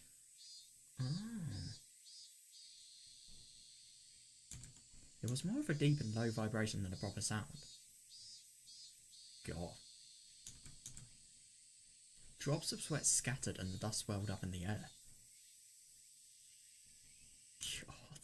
It was a perfect blow embodying the concept of one strike, one kill. Oh my god, so he just treats people as his sandbags.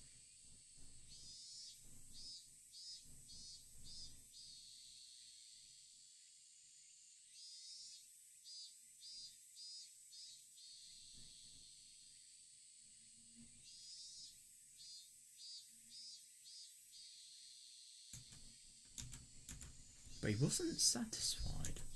He closed his eyes, controlled his breathing as if trying to hear the cry of the cicadas, and then he punched again. It's interesting, this is another place with the cicadas that are actually active in.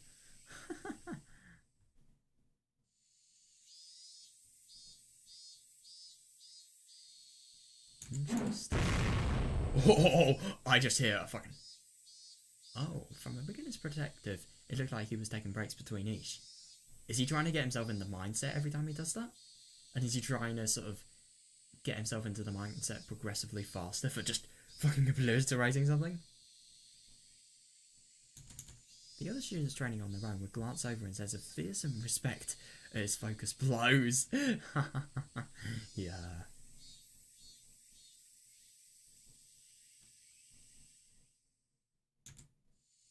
Akasaka-san works at the police department. Yep. Really? If someone like him is a police officer, I don't want to do anything bad. Yeah, definitely.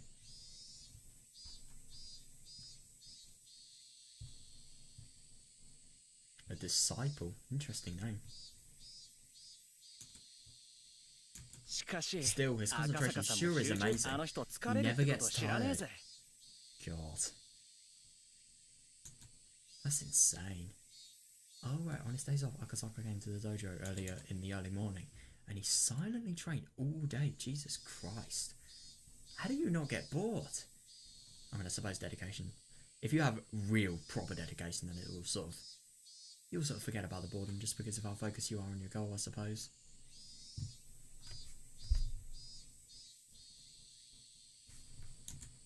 His training was no longer physical, but mental. Yeah, fair enough. But also kind of physical. The other students were already aware that his continuous concentration was the secret of his strength. However, that was easier said than done. Yeah, as long as the person lives, they are bound by countless ties and idle thought. Yeah, definitely. For a person to submit all his will into such singular focus is more like trying to attain enlightenment than something in the realm of martial arts. Yeah.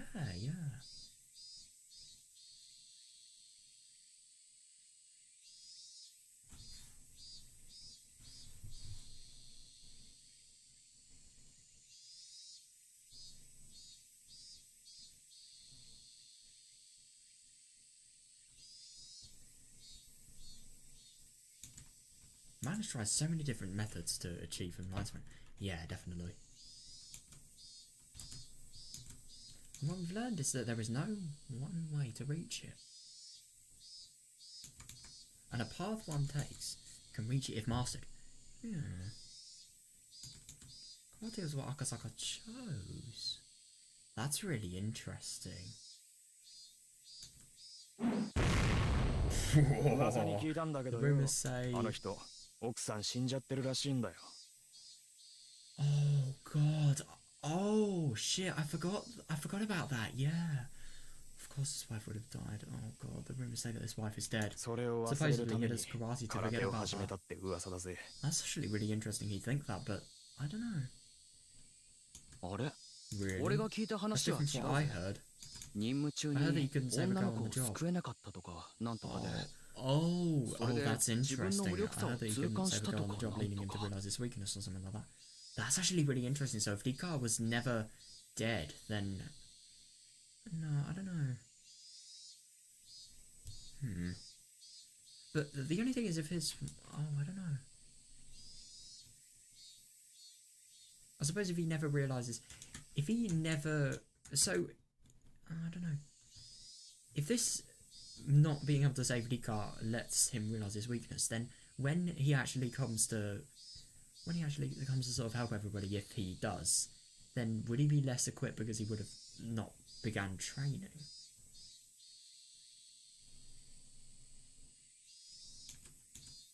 Oi. Hey, I can hear you. We're talking about other people in train. Yeah, fair enough. Yes, sir. There was a small beeping noise. Somebody's watch was letting them know it was noon. Alright. Akasaka-san, we're gonna get some lunch. He's probably going to be training there all day knowing him. Can we get something you for you too? Sure. I don't care what you get. Thanks. Damn, he really is. He really is direct. He's concentrating and they're disrupting. I can't blame him though.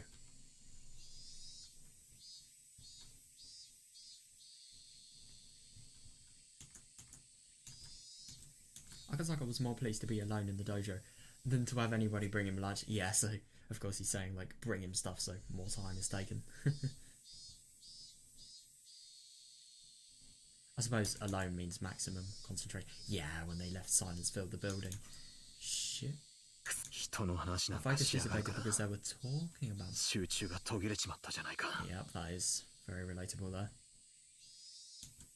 But if that happened to be because of that bit of small talk, that meant he has much more training to do.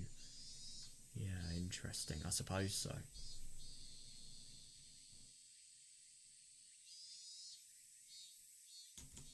He had to train much harder if we wanted to achieve enlightenment. Yeah.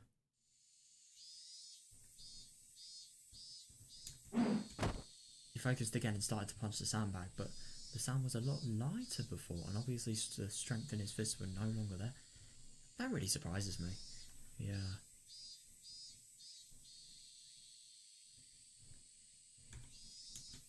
Realising that he needed to take a break, Akasaka pulled out a towel from his bag and sat down. A towel in the dojo? Weird. I suppose it's because of sweat.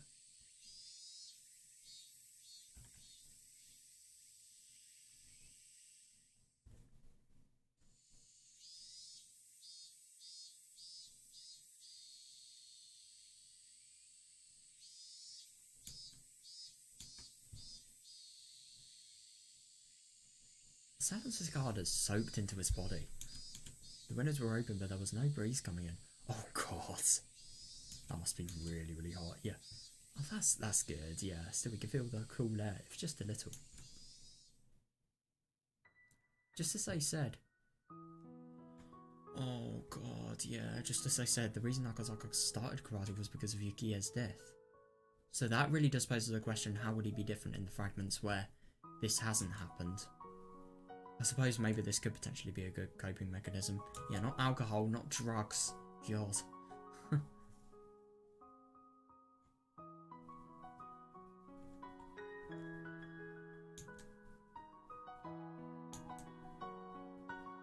Of course, losing against the suspect in that kidnapping incident was one reason too. Oh, but more than that, the pain of Yukie's death. So that's interesting. Even when Yukie doesn't die, then maybe he would just because of this. But, yeah, oh god, more than that, the pain from Yukie's death was what made him stop. That's fair enough.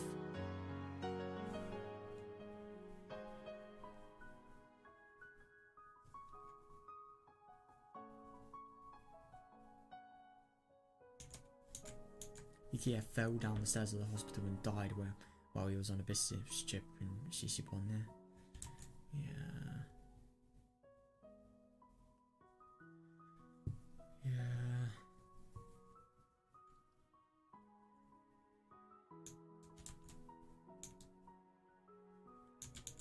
He couldn't get rid of that depression, so he started learning karate. Yeah, I really don't blame him. That must be so hard. But in June 1983, oh god, but when the Great Hinamizawa disaster occurred, he realised something very important. A girl had predicted Yukie's death. Oh, interesting, yeah. And in return, she wanted him to help her. Oh god, but she never got helped. Yukie's death was an accident. He could have told himself that there was nothing he could have done.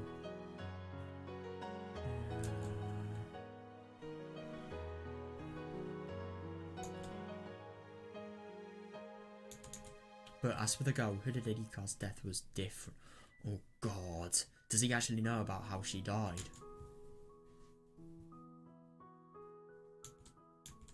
She knew about her own death. Oh right. She knew about her own death 5 years prior. Yeah.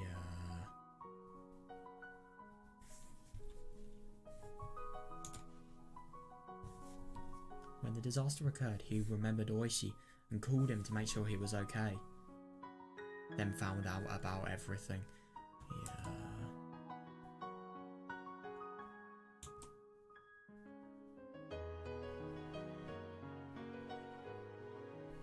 So not only is he a goat combating and in meditation related things, but he's also a blimmin' mahjong player that's really bloody good. I mean, it's insane. It really is.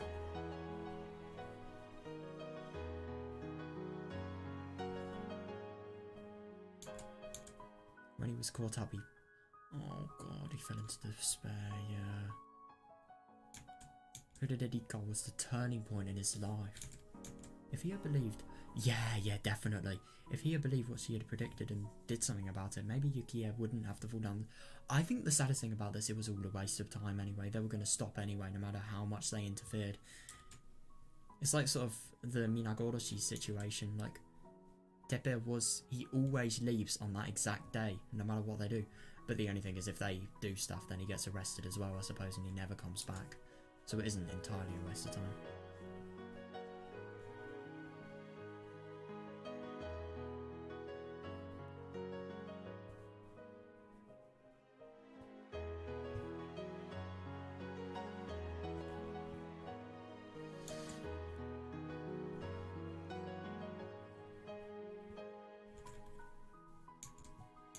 He took the oath to serve the public as a police officer. Yet he didn't even notice the plea for help from a little girl. Oh god, yeah. He shoved aside a conspiracy surrounding her until it was too late. He had 5 years to do something about it, but he didn't do anything, and she died. Yeah. Oh god, that must be hard. The oath. Interesting. I suppose it would be.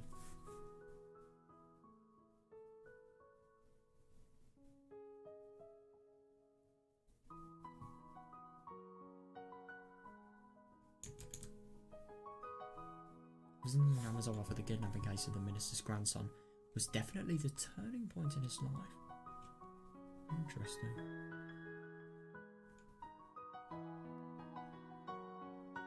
Definitely someone who didn't come out with Yamazawa syndrome. Oh god.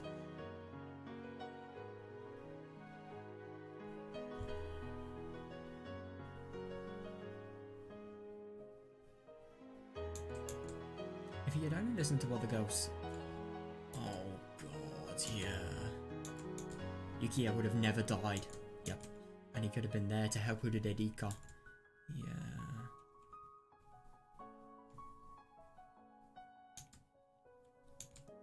Those two things continued to haunt him. Yeah, that's fair enough. The investigation into the series of mysterious deaths in Namazawa that he heard about from Oishi was put on indefinite hiatus because of the disaster, but it was apparent to both of them that there was some conspiracy behind it all. Easily, yeah. I do find it even sadder that they never learned the truth, and how could they really?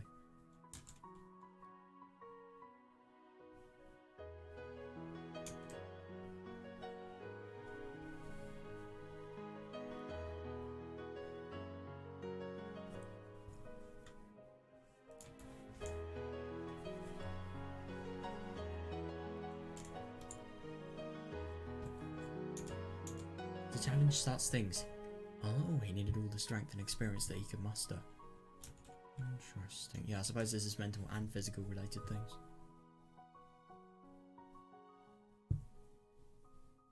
Yeah, even Oishi, it being apparent about the conspiracy, that's really interesting. Would have never thought of that. I suppose he could be thinking conspiracy relating to the Sonozakis, so maybe it isn't that hopeful.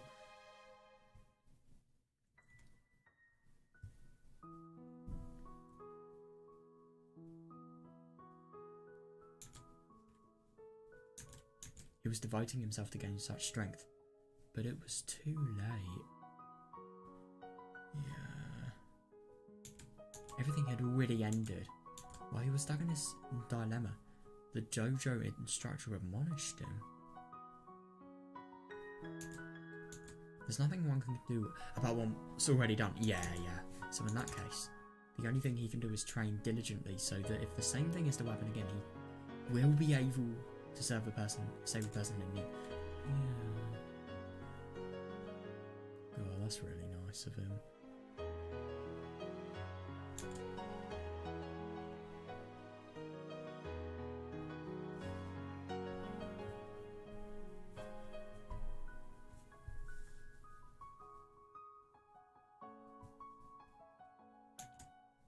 It's all too late. Everything is already over. Oh, God, it must be so horrible. Especially Akasaka. Yeah. Yukiya died in an accident. Hinamizawa was destroyed in the gas disaster. Yeah.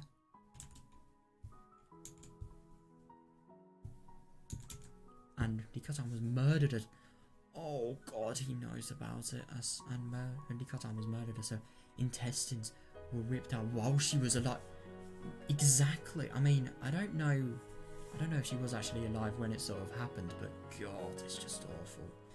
It really is.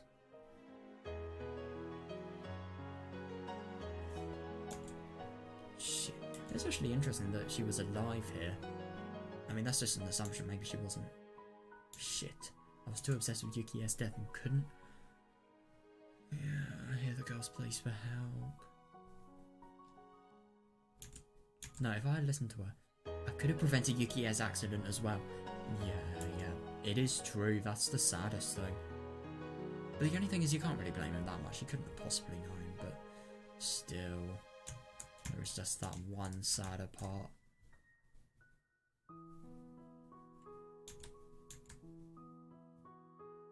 Damn it. Damn it.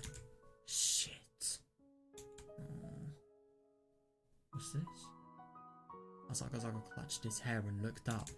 He noticed a small shrine overhead that protected the dojo. That's cool.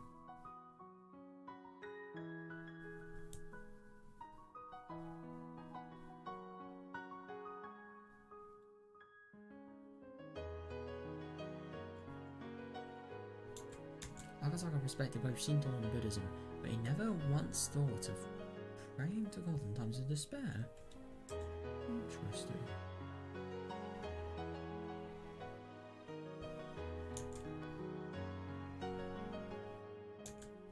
But for the first time, he felt like praying for help. If it was something he was capable of doing himself, he would never even consider praying. But as it was something he couldn't even resolve on his own, he prayed.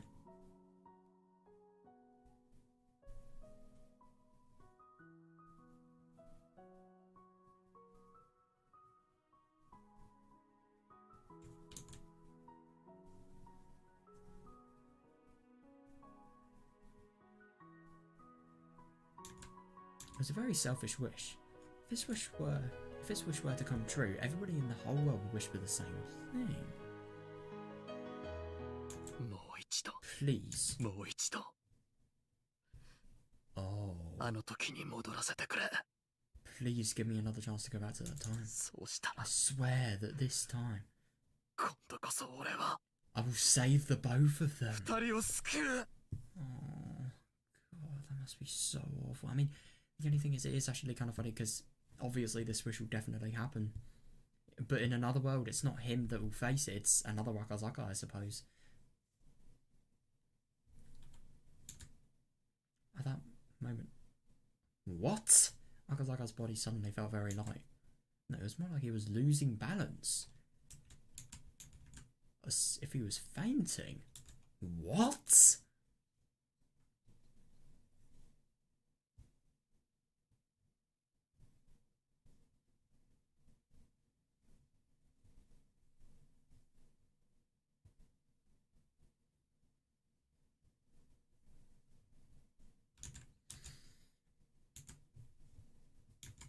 Perhaps it was because he shouted so loudly after training and his brain was lacking in oxygen. Oh. Oh God, yeah. But he couldn't take his eyes off the shrine.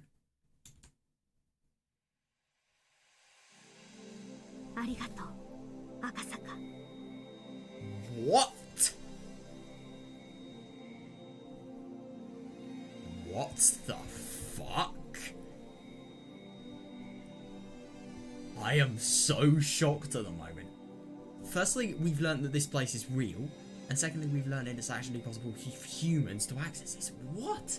Thank you, Wakasaka. We need Was this a hallucination? Yeah, I wouldn't question it. No, I would question it, but like, I wouldn't be surprised. Akasaka felt like a stranger was talking to him. Yeah, that is exactly what is happening. Akasaka doesn't know Hanyu.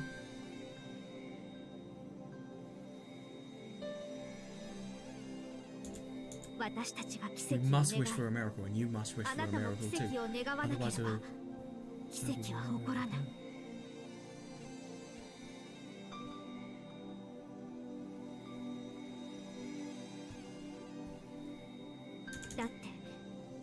Unless everybody wishes for a miracle, it won't occur.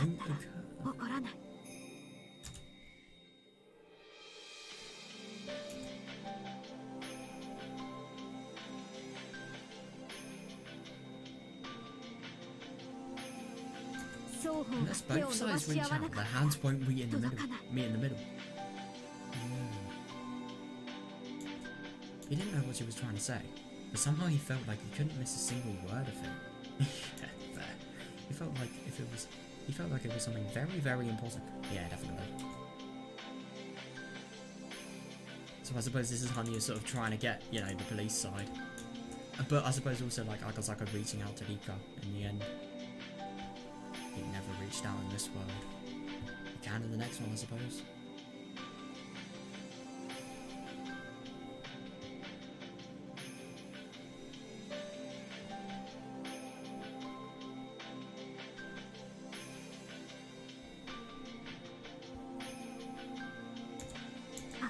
Akasaka, if you wish for it, I'll grant you this miracle. And it will be a miracle for us too.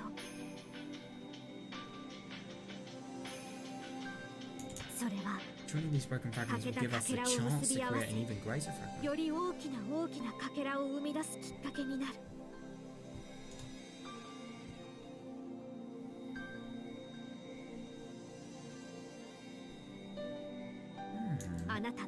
resolve on its own may greatly influence everybody's fates and intentions.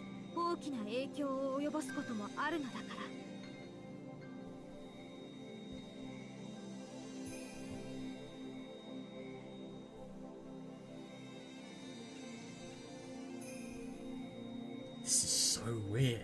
Now, the only thing I'm thinking about, joining broken fragments, wouldn't that mean, because the thing is there are bad things that happen in this fragment, but I suppose if you could get all the good bits from the fragment, then sure, but like, there are bad things that happen, like Yukie died, Rika died, the whole gas disaster happened.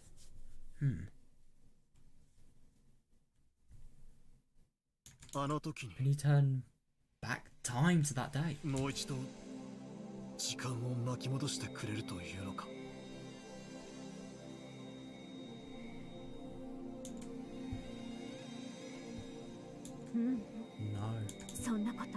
can't do that. The only thing I can do is let you notice. To let you notice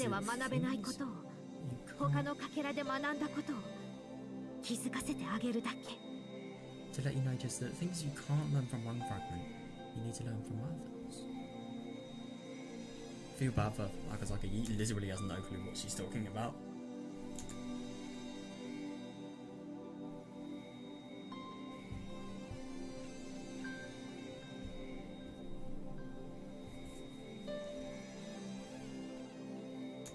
So all you have to do is return this broken fragment to where it belongs. There's a big miracle itself. Although you probably won't even notice it. Yeah, definitely.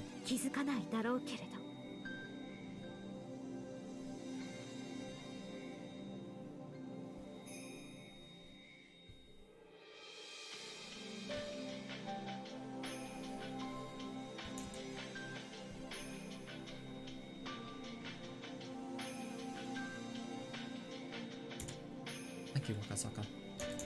Thank you for remembering me.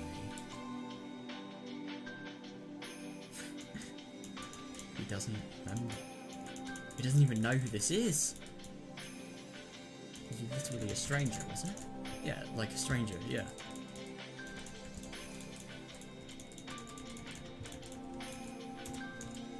I don't even know how much time I've spent asking you for help.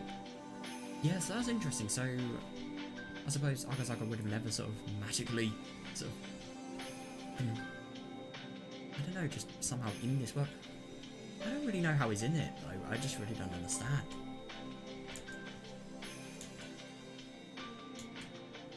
But finally it reached you. Yeah, that's interesting. It's interesting that Hanya's asking for help, and he's also the one asking for help to sort of restart his life, you know? Just really sort of turn back time to that day. It's because of our behaviours. That's interesting. So both sides of help have actually been able to sort of reunite. So I wonder if that will happen in like the bigger scale of things, you know, when like you know, when the massive sort of when the overthrowing of June 1983 will take place. So I'll say it one more time. Please help me. No. Please help us. Yeah, that's really interesting. I suppose so.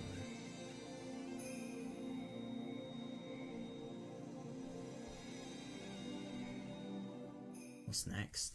I really have no clue what to expect. Ooh. Oh, right, so there's another fragment of Matsuribayashi here. This is going to be interesting. So now this is with Akazaka, I suppose. It was long. It really was long.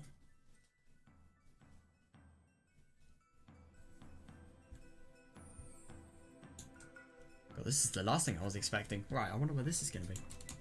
Are you okay? Is your spirit still alive? No, it's obviously dead. Nah, I'm just kidding. Do we have all the pieces that we want lined up on the game board? Interesting. Yeah, so I suppose once she's sort of actually known what has happened in the... I really wonder what she's actually trying to do with the sort of broken fragment of Matsuribayashi here. I mean, I suppose she's going to combine it into one big fragment, but I wonder if she's actually going to combine all the sort of really big pieces and that'll create a new piece. Is this everything we have out of the...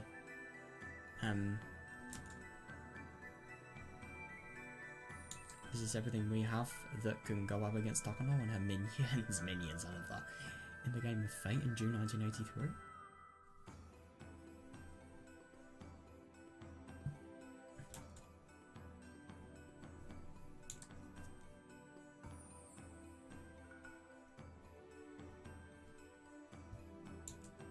I think maybe we have everything.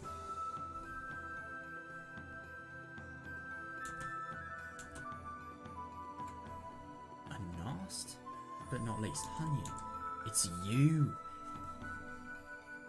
Oh, interesting. Yeah, the time you have left to be a piece is limited. Yeah, because we're power diminishing. Yeah, but that doesn't mean you can't show up in the game. Shall we begin? But hundreds of years just for this moment. You do find it really interesting, maybe, the potential. So, you really do think if all of these sort of awful worlds that were sort of endured by Rika, maybe they were just grinds. Maybe it was like one massive grind. You get everything from the world you can, and then like at the end of it, you form it to create something big that will actually make things better, even though it was a worse event. It's just really interesting. I wonder what the events are going to be like in this massive world, really.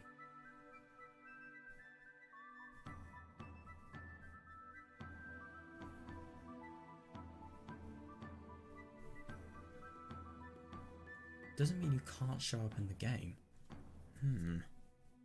That could potentially be why Hanya was in that, you know, that fragment. Maybe this could potentially be a fragment after this sort of big joining up of the fragments. I don't know, though. That wouldn't really explain, like, what the time order of it. I mean, why would we be seeing past fragments before this? No, future fragments before this. I don't know.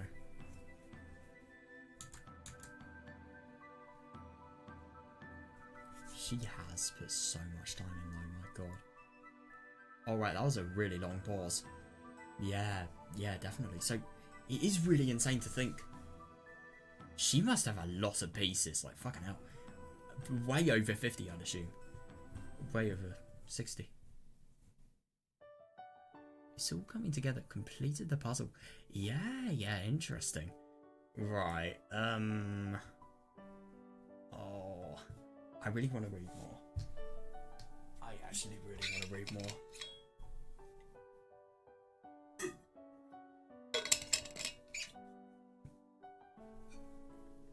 Oh, this is interesting. Someone once suggested that believing is like placing a bet with coins of hope. In other words, believing means taking a risk. Yeah. You gain something if you win, but you lose something if you fail.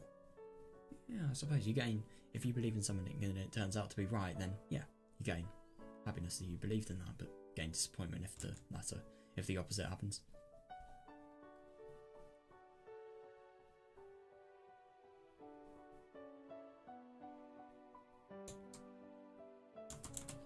As with any gamble, we try to make sure we win and then bet a coin.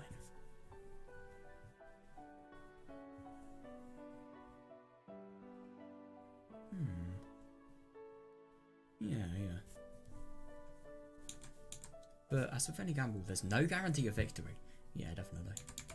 Sometimes you win and sometimes you lose. And that's how you increase the number of coins you have. But if you keep losing, you don't want to continue gambling. Yeah. Unless you're an addict. It's then that you realise that if you don't gamble, you don't have to lose anything. Yeah, no, I suppose if you put the input in, you do have to lose things. Yeah.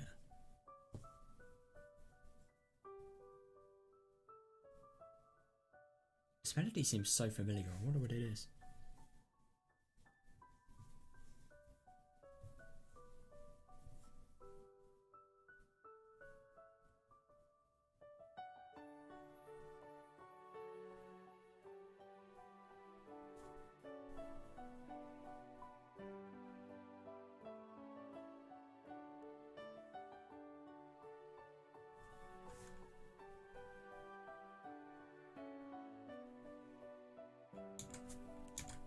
Not gambling on anything is the same as not believing in anything.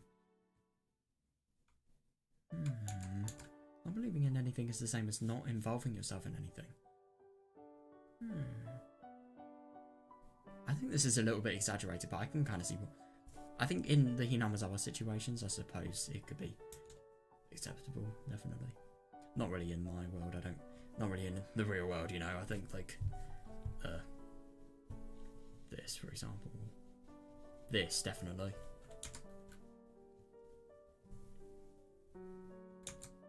Not involving yourself in anything is the same as not existing. I suppose we do always have to believe things. It's just a vital part of us, really. Like, even something as subtle as, like, I don't know, I believe that I'm gonna go to... I don't know, I'm gonna go to school tomorrow. That's my belief.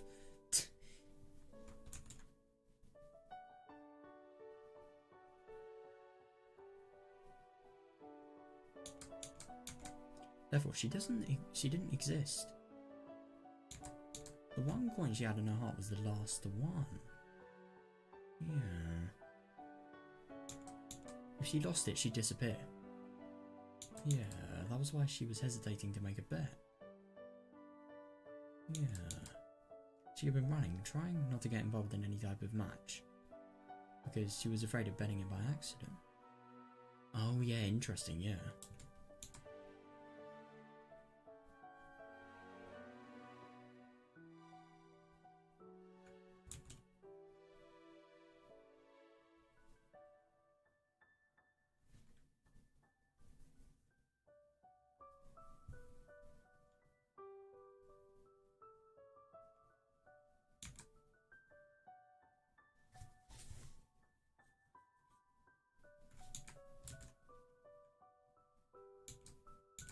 But just like in a game of poker, she could lose her coin by folding. She tried not to lose her last coin, but that meant she was going to lose it eventually anyway. Suppose so.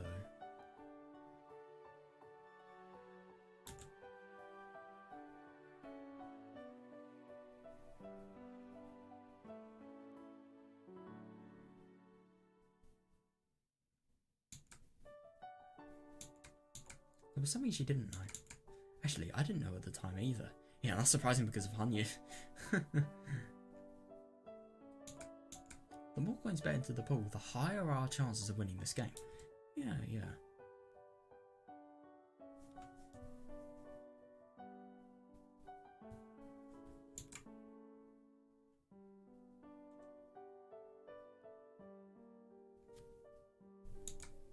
In other words, the more frightened we are, the more we'll keep losing this game before us. Yeah, yeah. It's just like carrying a portable shrine. What? Oh, it's impossible to carry such a heavy thing by oneself. I didn't actually know that existed. A portable shrine, wow.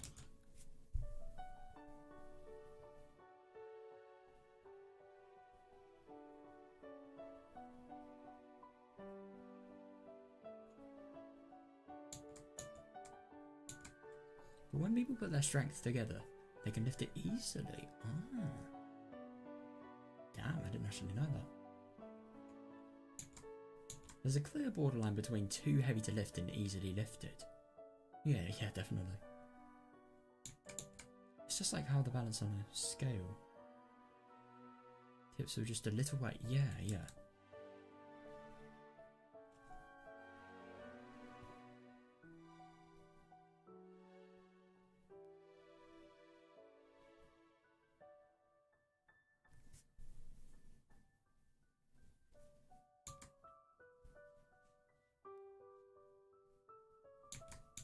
The big heavy shrine before us couldn't be lifted.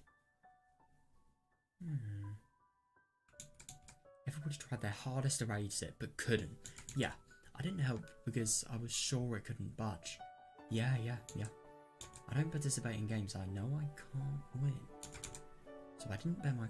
Oh, interesting, yeah.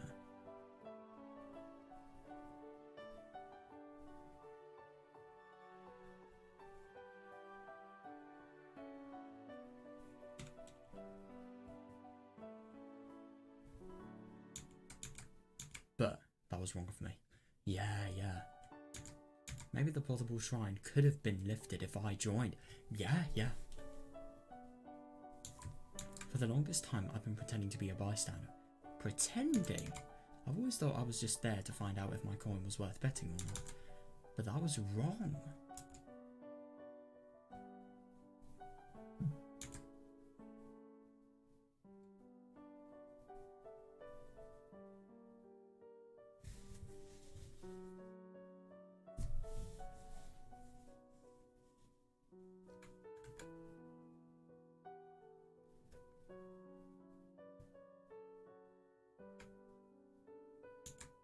I'm not just an onlooker, nor should I be a bystander.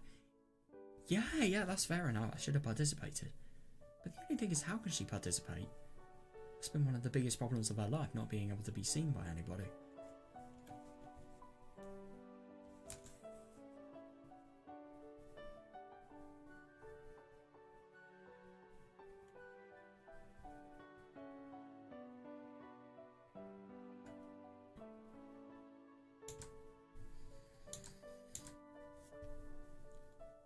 The game I've been facing doesn't look like a game I can win. It doesn't look like a game that's worth betting on. But by betting on it, or by participating in it, or by believing in it, the outcome may change.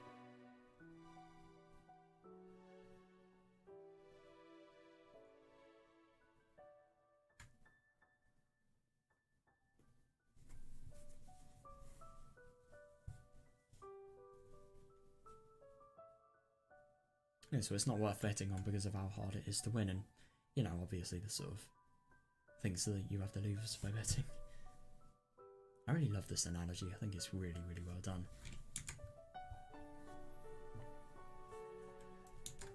To gamble on something is the same as to believe in something. Yeah, I suppose when you're gambling, you're believing that... I mean, you don't really... I mean, there is a lot of times where you gamble and you just...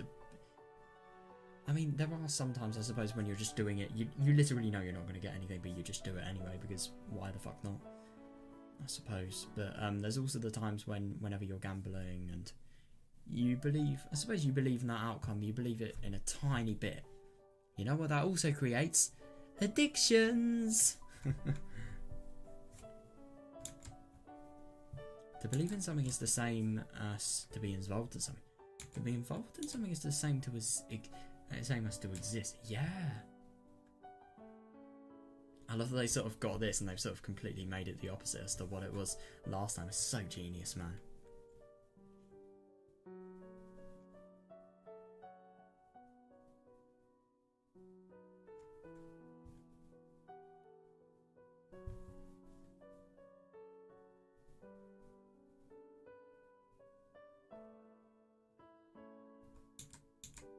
Therefore, she existed. What? Right, we're at school. It's gonna be me and... Oh god.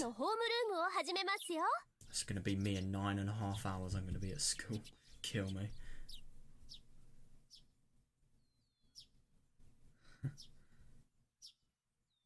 Okay, everybody. Homeroom is starting. No more chit chatting. Oh my god. Yeah. Class rep, go ahead. All rise. Bow. Good morning. Sit down. Rattle, rattle, rattle, rattle. My god, if my school was like this, I would genuinely like being in education.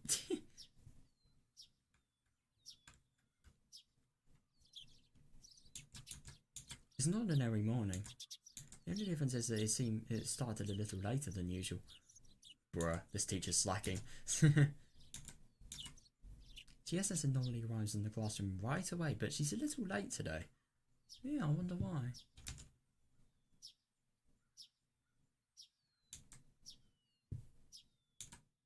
Why was she late for homeroom? The women were already staring about the classroom before she arrived, damn.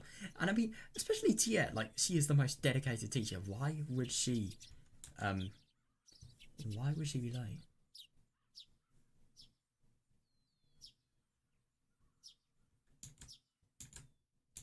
Tia Sensei gave a cue, and a girl peeked in the room timidly.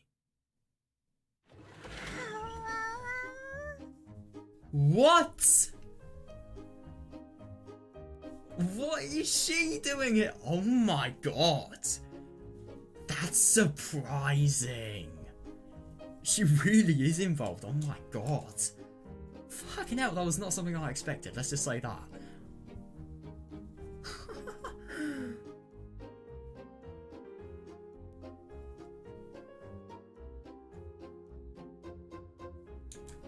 Ow, ow, ow.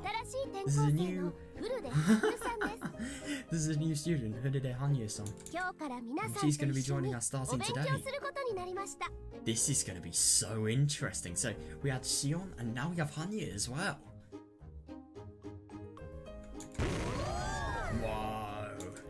The voices of welcome, delight and surprise all mixed together and fulfill the classroom. Damn.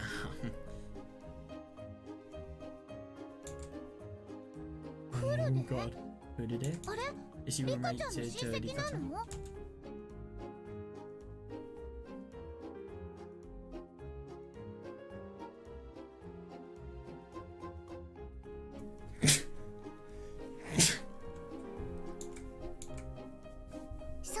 Yes, she is. Yeah, she definitely is. She's my distant relative. That's actually not a lie, that.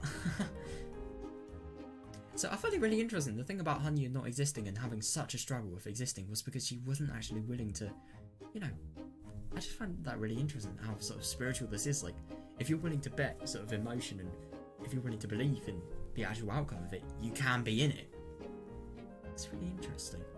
And I suppose to believe to be involved and to not be involved is to also not exist. And she didn't exist, I suppose. But now she does. That's so weird to see. Yes, she is. She's my distant relative. No, that's quite a surprise.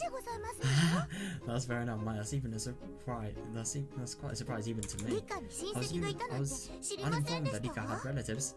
Yeah. It's only just like, you know, 7 generations back. Or 8 even.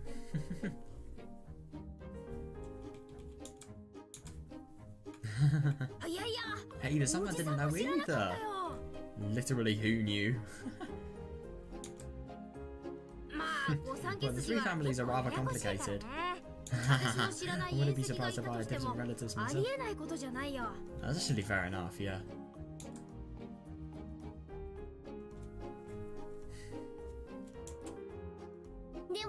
But she sure does look related to Rika-chan. Yeah, definitely.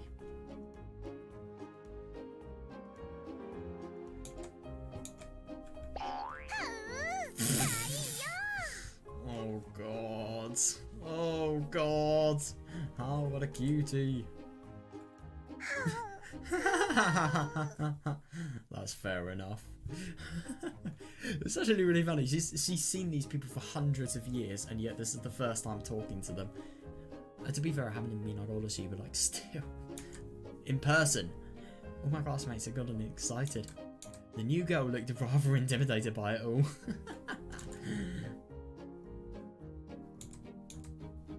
Rika-chan is rather carefree, but this Hanya seems like the complete opposite.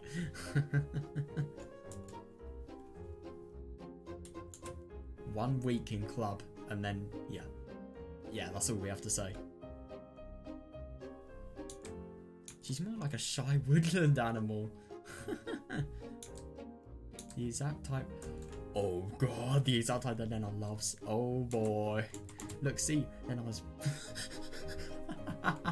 Look, see, then I was ready to swallow her whole. Oh god, looks like somebody's going to prison today. I mean, I said nothing.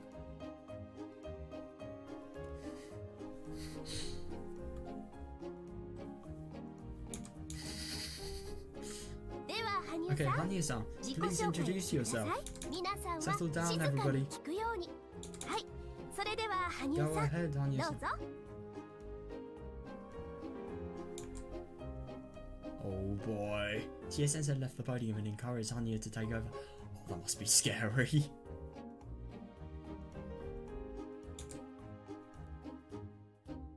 The even greater pressure of the silence left her standing there timidly for a little bit.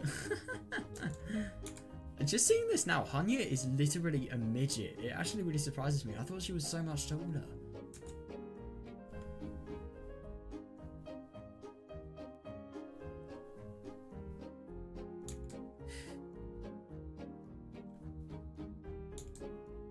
Well, that's understandable. Yeah, yeah. It's very nerve-wracking to watch though. Oh yeah, it must be.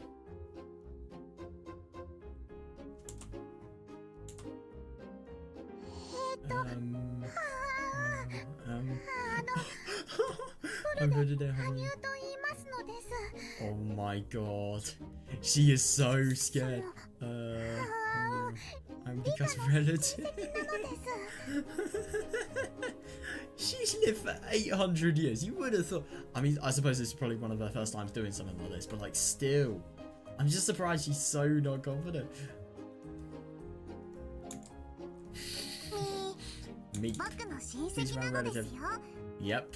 She's literally saving the show at the moment. Please be nice to her. Yeah.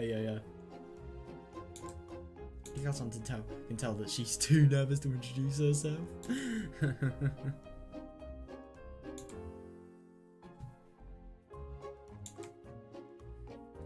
She's right to break the silence. Yeah, definitely. Pressuring her like, that isn't fair. Yeah.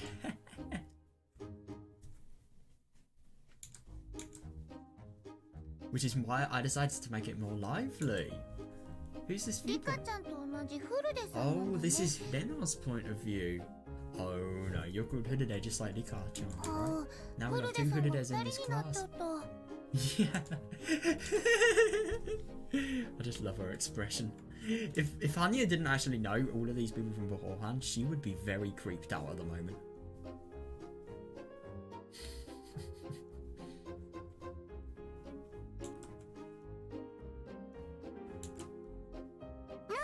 And how about we call her Hanya-san? If we call her Hudade-san, Rika might think we're addressing her, don't you think? Oh yeah.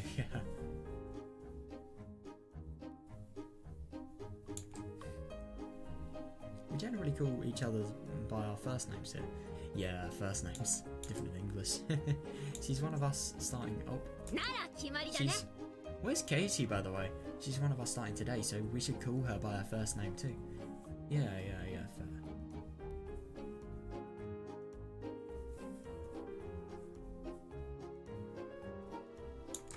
Okay, it's decided. We call you Hanyu. I'm Sonozaki Mion. The class president. Mion, the type of girl to literally dramatize anything. Call me Mion, okay?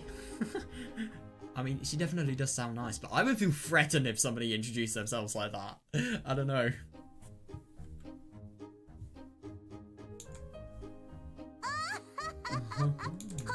I'm Hojo Satoko. Very pleased to meet you, Hanyu-san.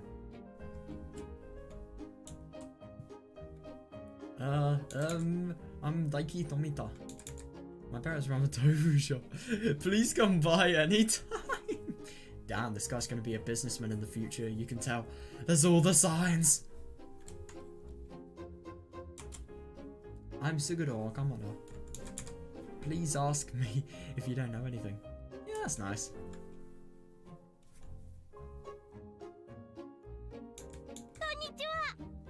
Hello, let's be friends, okay?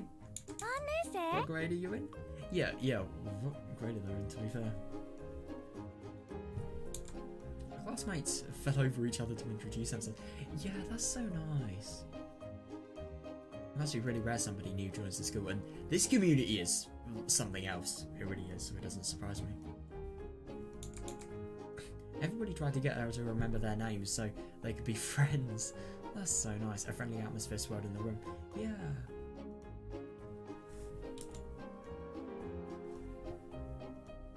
I suppose Hanyu is probably the same grade as Rika. Maybe. Maybe a grade above. Maybe 2. Who knows? Maybe like 700.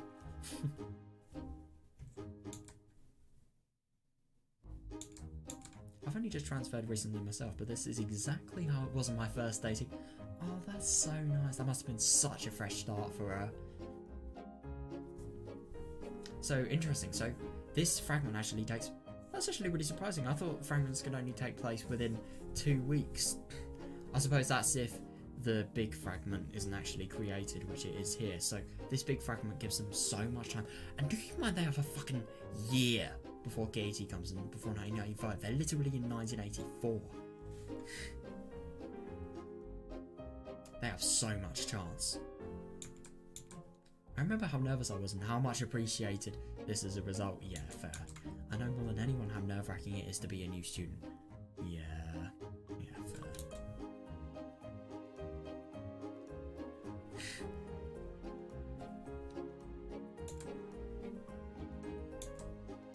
I should look after her.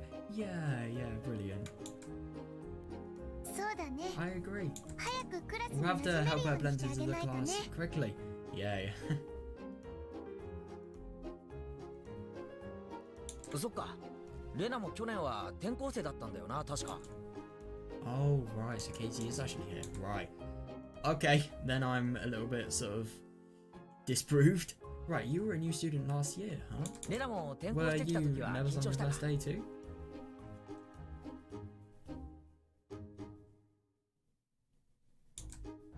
So they do only have 2 weeks. My theory was wrong. Yeah. Yep. But Michan and the others were so nice to me that I got used to the class pretty quickly. Yeah, that's pretty good. Casey is the only one that hasn't introduced himself to Hanyu.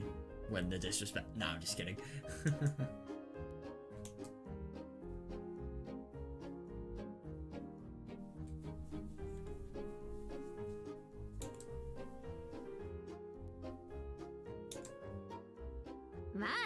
Well, yeah.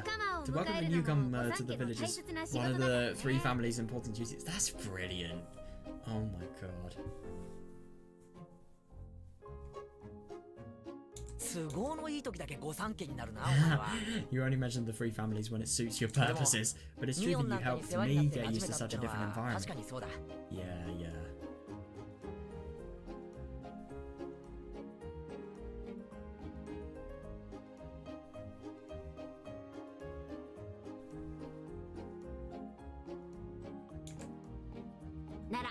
In that case,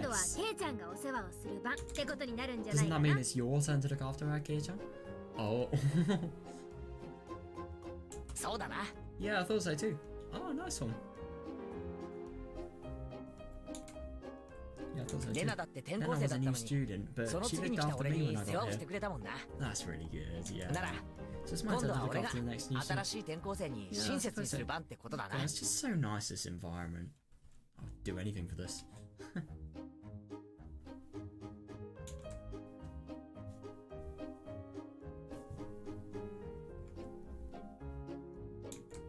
A new student always dramatically changes the atmosphere of a class. Fair. Even my attitude has changed.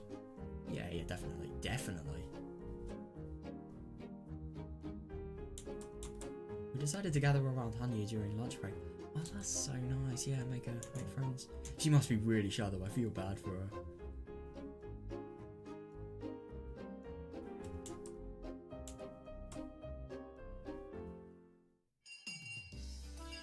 Oh boy, here we go. This is gonna be cool. Okay. Remember, you can only ask. Oh god. Okay, remember, you can only ask Hanya one question each, okay?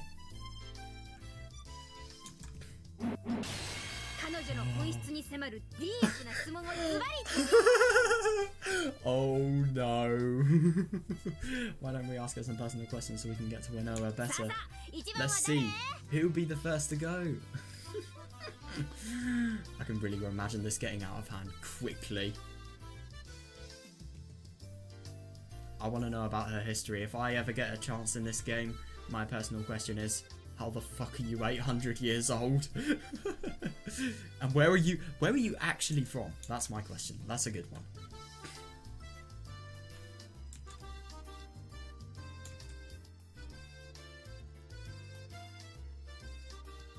There's a lot about we don't know about Hanya.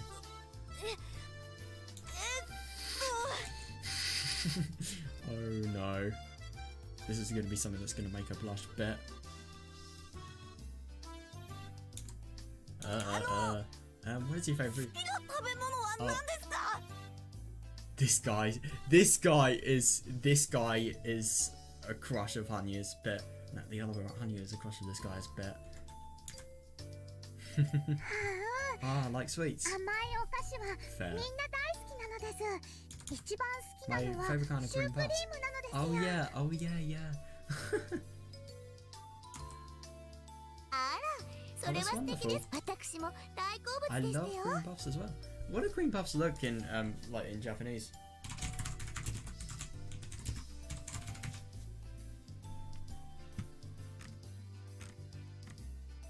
Yeah, they look really good.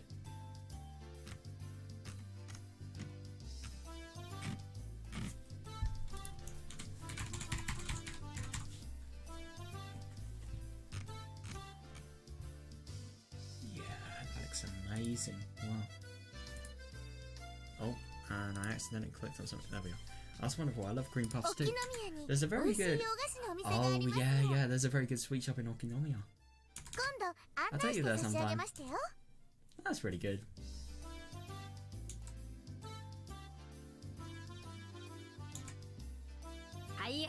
Okay, boys. Oh, God. Okay, boys, did you all hear that? If you want Hanya to like you, just... Fair. If you want Hanya to like you, just get her some cream puffs, okay? Not the cheap ones, though. Get her something expensive. Yeah, oh my god. She is never going to be limited to Dika now. Let's fucking go.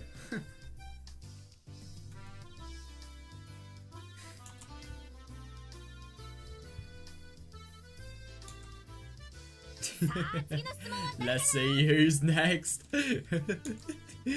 Expensive ones, like, damn, I could imagine that being really nice. So if there's nobody else.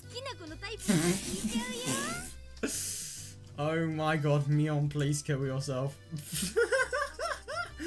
What the hell?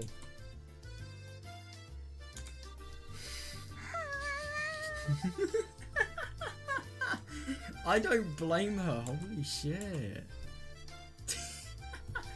Yeah, brilliant. They've saved it. Or are they going to ask even worse questions? That's my question.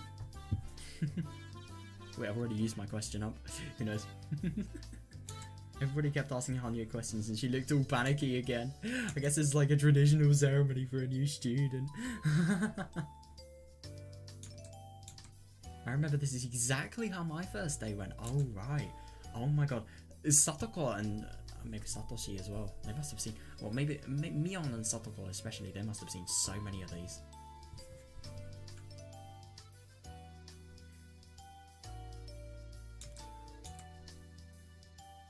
Mion and Satoko seem to be used to it, must be the same for them too. Fair enough. It must have been really interesting when like people like Mion started. I wonder how different the crowds at the school was then.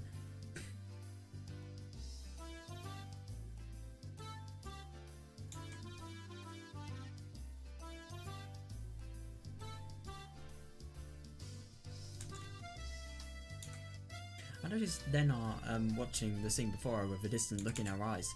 She's probably remembering her first day too. Yeah, fair enough, yeah.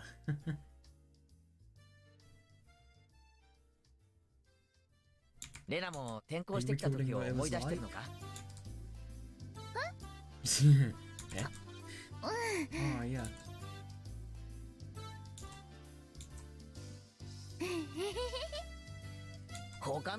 Were you thinking about something else? You aren't thinking about taking Hanyu home, aren't you? Yep.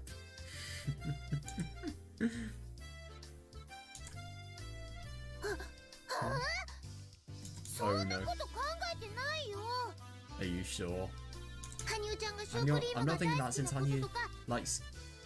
I'm not thinking that since Hanyu likes green puffs, and since I have some... and since I have some good cream puffs at home, she should come over or anything like that. No.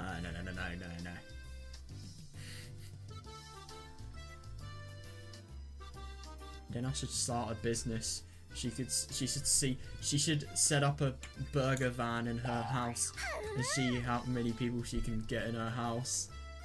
Then she'll be... I don't even know this one. Oh god, I'm taking her home with me. If she doesn't come to school... Yeah, for real. If she doesn't come to school tomorrow, it'll be your fault then. What is Nena gonna do to her when she's at her home? That's my question. No, I'm just kidding.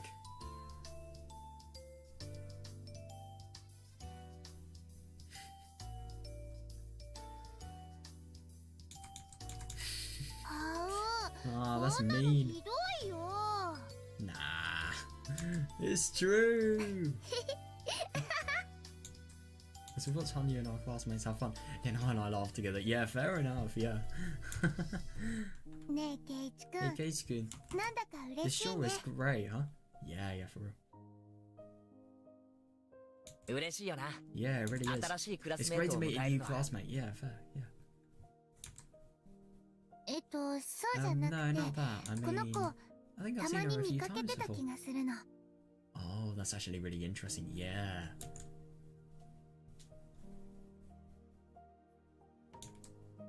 Hanyu? Maybe you saw her when she and her family came to look at the area before they moved it. She and her family. Yeah, who Rika? You sure have a good memory, Lena.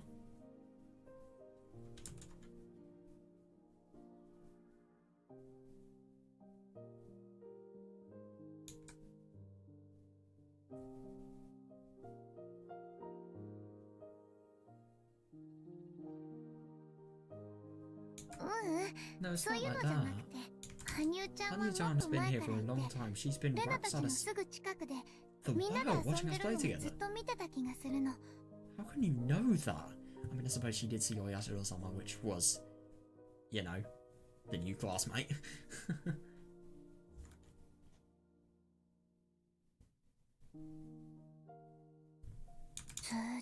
For ages now. Yeah. It is true.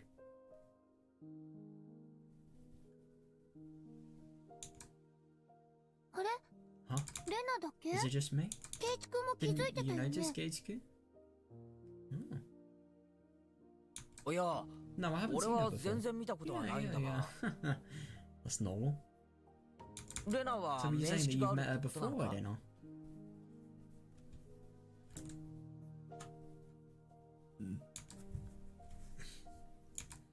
From what I can see, this is the first time Mion and Satoko have met Hanyu. Oh god, that is actually a really bad topic to bring up. She won't remember it though because of the medication. From what I can see, this is the first time Mion and Satoko have met Hanyu. Yeah, definitely. If she's been that close to us, like Rena said, it's impossible that none of us will remember her. Yeah.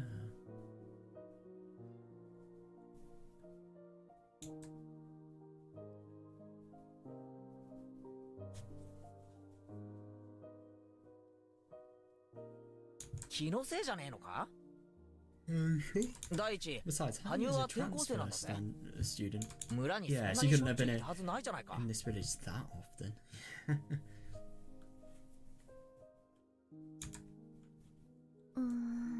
そうかな。たまに見かけたような気がするんだけどな。Yeah, it's really interesting this. Of course. 気のせい気のせい。 It's your imagination. 羽生だってついさっき Even Hanyu 転 just 校 said that 前 she was は living 遠 far くに away 住んでたっ before て言 she ってた moved じゃない in. か。 Yeah, quite far away in a little world of fragments.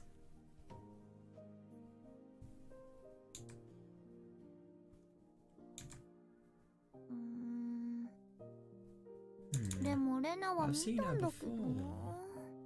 Oh. Good impression. That is the most tired Lena I've ever seen. I don't know that she was trying to remember more. Oh god, yeah.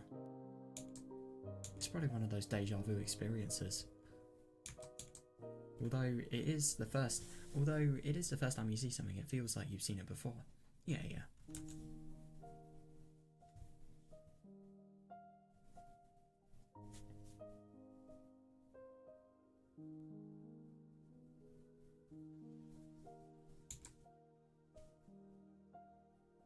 別にどうでもいいだろう。 Oh well, just forget about it. Yeah, just forget about it, 今は please. ここにいるんだ She's から here さ。 now, right? Yeah.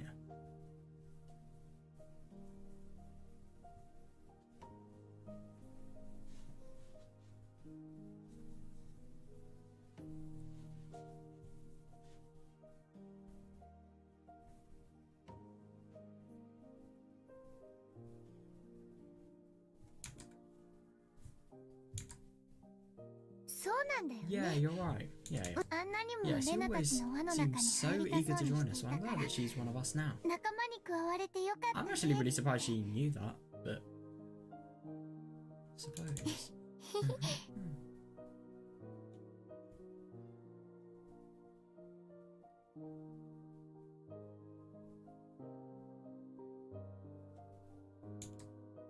And a smile with, oh god, yeah, with tears in her eyes.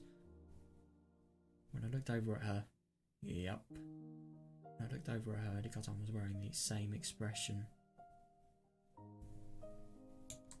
It made no sense to me why those two looked that way. Fair enough, but as soon as Satoko came over and pulled a prank on me, I forgot all about it.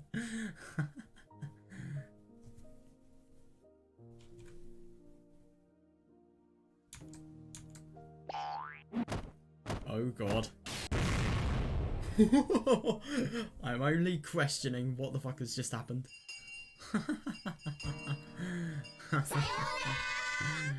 Sayonara. See you later.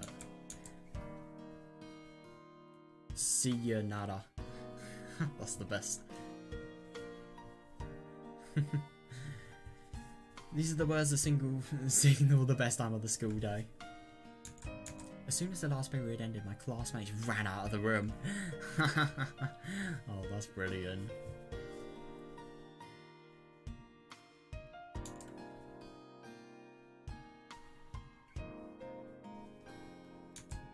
Hanyu was popular all day today. Yeah, fair enough, yeah. She's Dikotan's age, so all the level grade students gathered around her. Yeah, older students like me and Mion didn't have a chance to get close to her. Yeah, fair enough.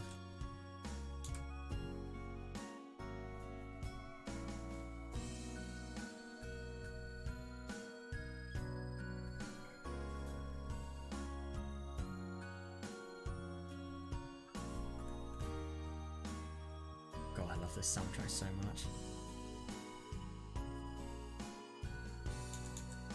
まあクラスととしてはさ、こわもて Well, の I'm 上 sure. 級生が転校してくるよりは自分たちと同い Well, 年 I'm く sure ら they'd いの rather 可 have a 愛 new い転校 student 生の who's 方 their が age than a scary little rolling guy. I wonder who she could possibly be talking about.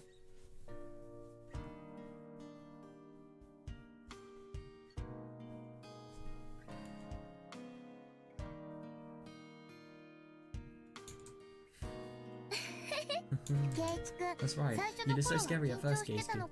Oh, it was probably because you were nervous. Yeah. Yeah, he kind of was scary.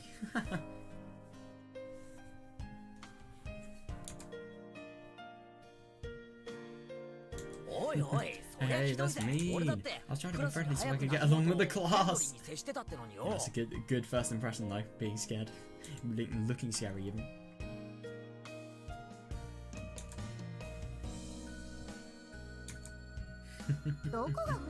You are far from friendly. You slapped me upside the head on your first date, Kate-san. Damn.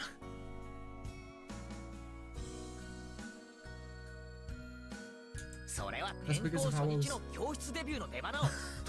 That's because of how I was treated on my very first date. There was a thumbtack on the seat of my chair. And even a frog in my desk. Wait, hang on a second. When he says in, does he mean like inside the wood? Or maybe just like, or maybe like, you know, on the bottom of a table, it was just like sort of sitting upside down. Oh my god.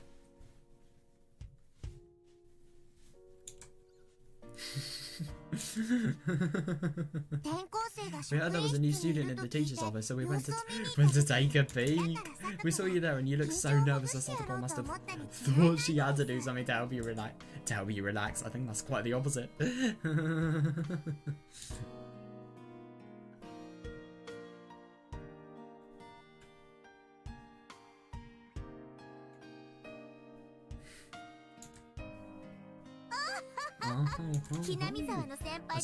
That's your elder. I was being considerate, you see.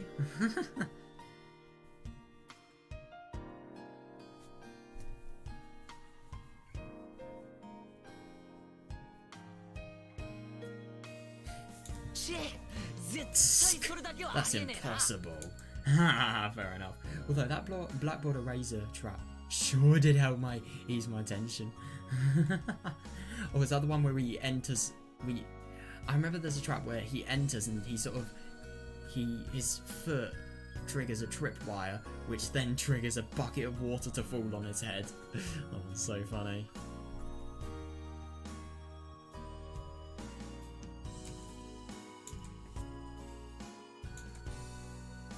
Satoko would be so pleased with herself if I tell her that, so I'll never admit it. Fair enough. But what if she infers it?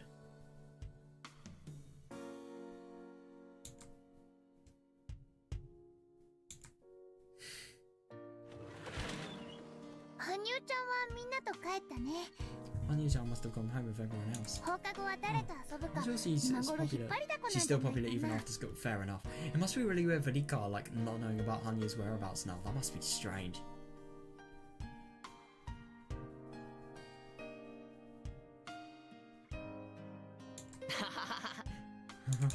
Still, your first day at a new school is always really exhausting. Yeah. I'm sure she'll sleep very well tonight. Yeah, that is actually kind of a point. Where is she going to sleep? I wonder.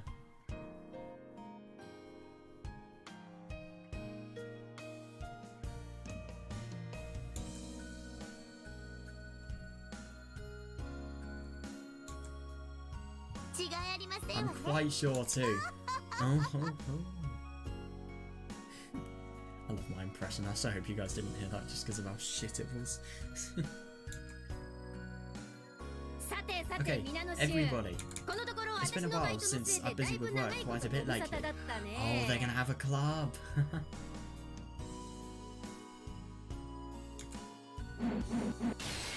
Oh, it's time for a club meeting.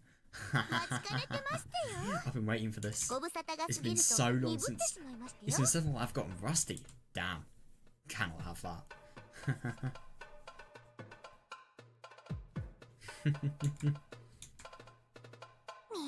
Me. I've been bored because I haven't been rubbed. been bored because I haven't rubbed the loser's head in a while.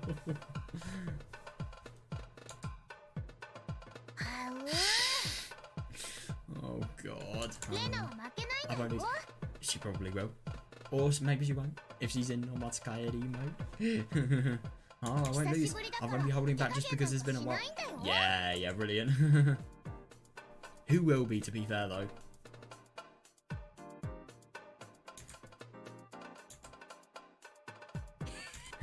You sure do have pent-up frustrations, huh? Great, that makes things even more interesting. Fair. Everybody's motivated, huh?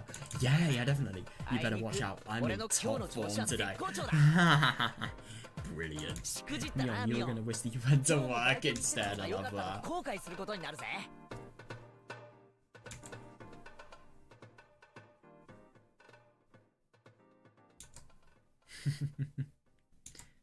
Mion's had to work quite a bit lately because of our uncle's shop is short on staff. So we haven't done any clerk activities for a long while. Oh right.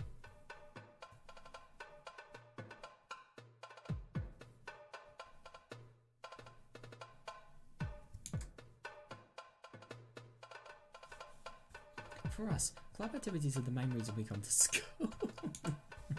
Fair enough. In a way, we live for these few hours after school. If there were no club activities, there's no point in coming here at all. Yeah, that's fair enough. You still have fun with friends.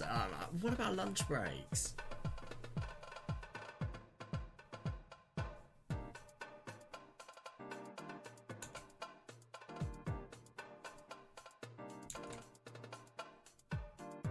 So it only makes sense for us to be excited about getting to have a meeting again. Yeah, definitely.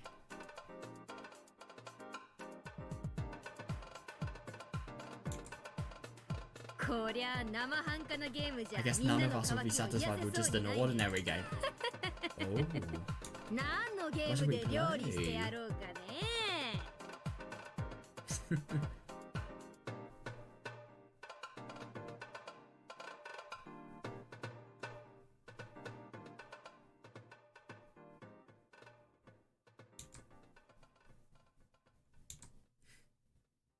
Mion looked into the club locker.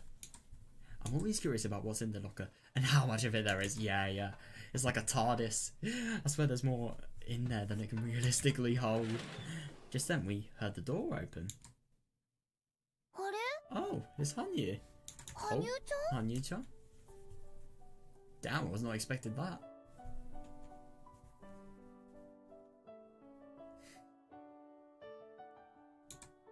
Hanyu-chan? What's this melody, by the way? Beyond the skies.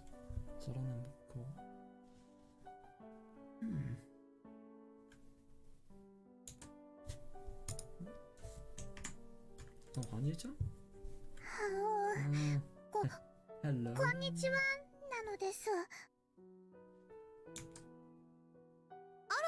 What are you doing here? Yeah, fair. Did you forget something? I thought she had already gone home. Did she forget her lunchbox or something? That'd be funny.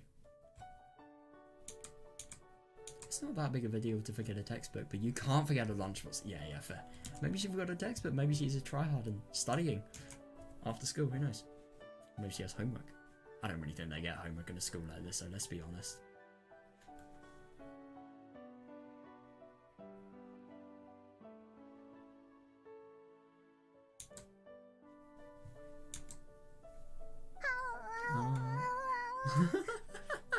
Oh my gosh, she is so shy. Hanyu, what is it? Are you looking for something? Hanyu looked at us apologetically. What is it? Are we in the way? She kept staring at us timidly. Are we seeing in Hanyu's seat? Oh.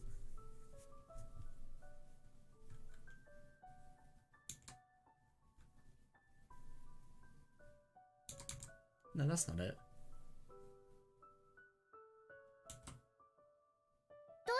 What is it, Hanyu-chan? Can we help you? Can we?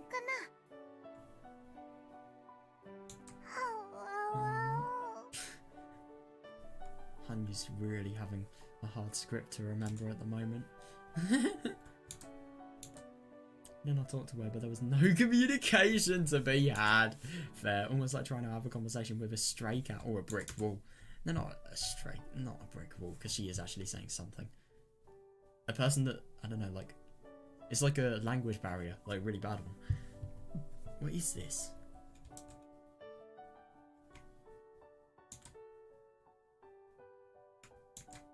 I think he was fixated on something.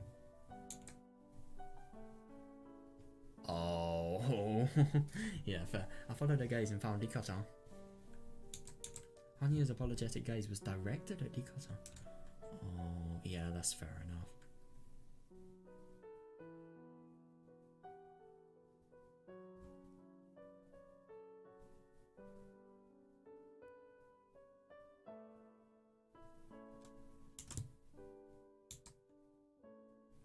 Me. Meep.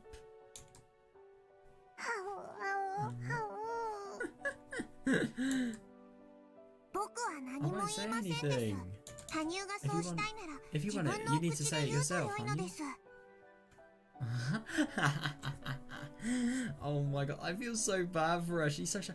I mean, let's be honest. She's probably not interacted with humans for hundreds of years. I don't blame her.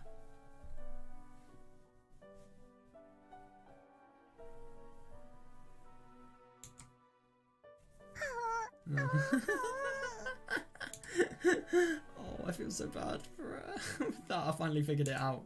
Anya wanted to say something, but she didn't know how to say it, so she wanted Dikatan to say it for her.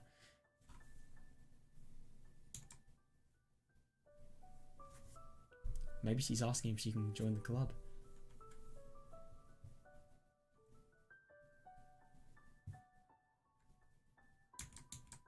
But Dikatan told her to say it herself. In other words, we need to listen to what Hanyu has to say. We patiently waited for Hanyu to speak up. But when I think about what has happened this morning, I realise that kind of silence makes her even more nervous. Yeah, fair enough, yeah.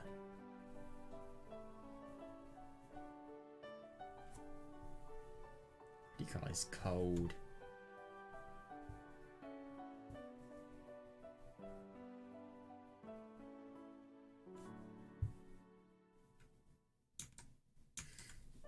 No, noticing that. Thought, yeah, nice one. Thought to her in a sweet tone of voice. What is it, Hanyu-chan? Can you tell me? I'll help you.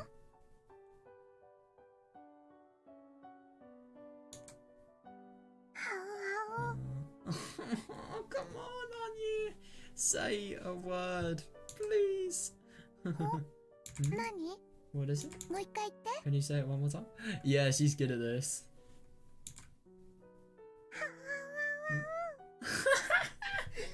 You've got to be kidding me.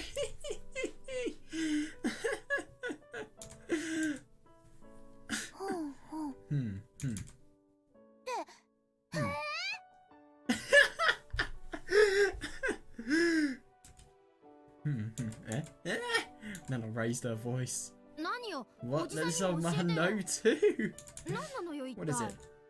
Oh, I wonder if Hanyu's actually whispered something to Nana. Are you sure? She has said something to Nana. What the hell? How's that possible?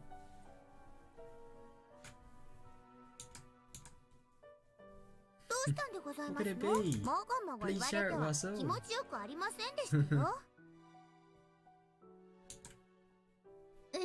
Oh, well. I want to join your club. She finally gained the courage. Let's go. Right, that is the first word she's going to say in this friend group. Bet you. I want to join your club. Yeah. I just love Mion. You just hear her screaming so loud. He's like, eh? Not as broken as that, but like still. Eh? And you said it loudly as if to shake off her embarrassment.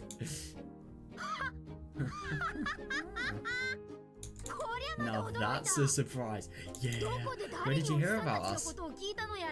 Through the local Hinamazawa newspaper, aka Rika.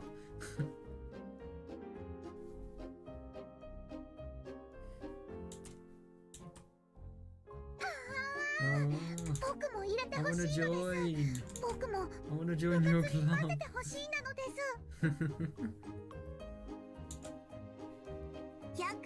Very good, you did a great job. Clap, clap, clap. Mikasa must have known that Hanya wanted to join the club all along. Yeah, definitely.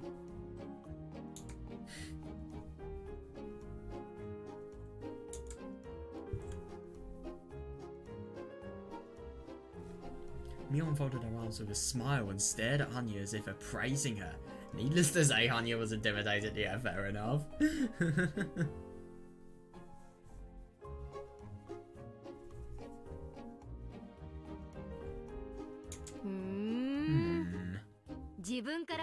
You're awfully reckless. Yeah, fair enough. She has to be oblivious. No, she can't be. She's literally seen like every club game. If she's seen club games, she's gonna do really good at it beforehand. In other words, but anyway, you're awfully reckless. Jumping into a mortal peril by choice. But our club isn't just any old club. Oh yeah. Only a select few are allowed to join, and that's only after passing a gruesome trial. Intimidation 100% gruesome.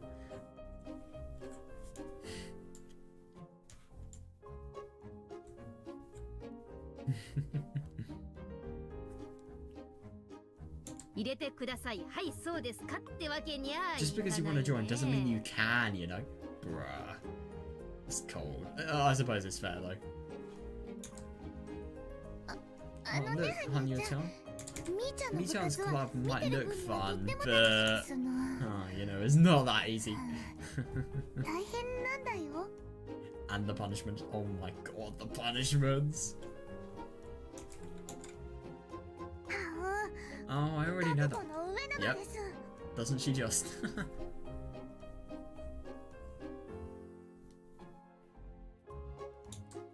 Oh, I already know that. You have to win. Otherwise you don't know what might happen. Are you sure you're aware of that?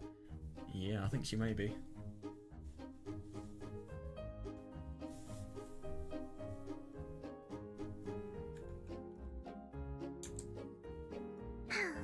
Oh, I won't lose. The size. Ow, my hand. Right. Ow. Dude, what is happening to my hand? It actually hurts.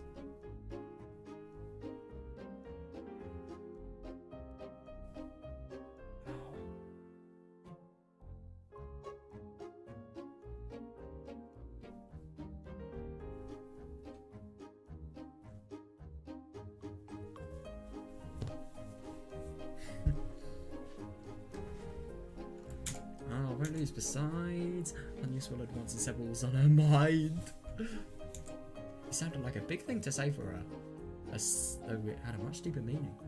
Oh, I've seen it before, but... Oh yeah, I used to hate to lose, so I always ran away from every game. But running away is even worse than losing. Yeah, fair. I can win only if I continue to fight, despite the pain of failing. That's something I heard. Yeah, definitely very confident there.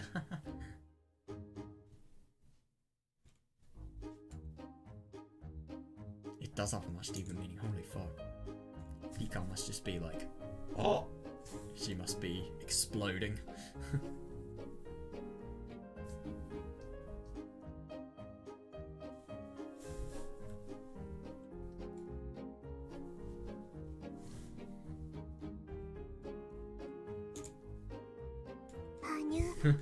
Hanya. When Mion realised that, although she looks timid, Hanya is actually very courageous. She grinned. Yeah, definitely.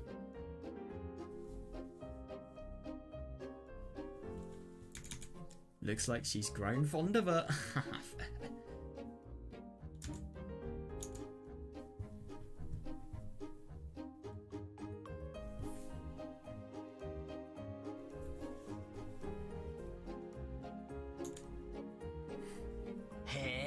Well, she's got guts. Everybody has guts. What about it, Mio? Why don't we let her try, huh? Let her take the entrance exam. Oh my god, it's like a bloody school. The school of being a complete fucking badass motherfucker. Fair enough.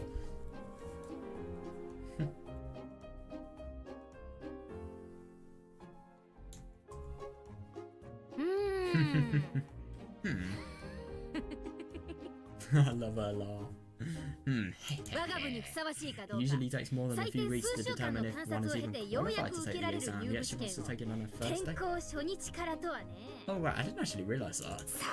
What should I do? Let her in. Oh my god. If anything, a few weeks. I don't know. In a few weeks, Hinamazawa could potentially be fucking gone. Yeah. This is too happy for Doom. Sorry. Doom reference. Like the video game.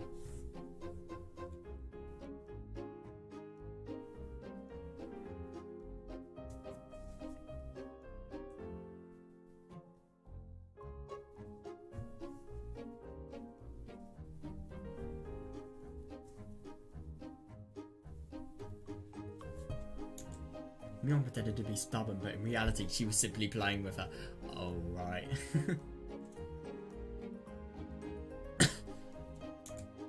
If she actually didn't want her to join, she would have refused her right away. Easily, yeah.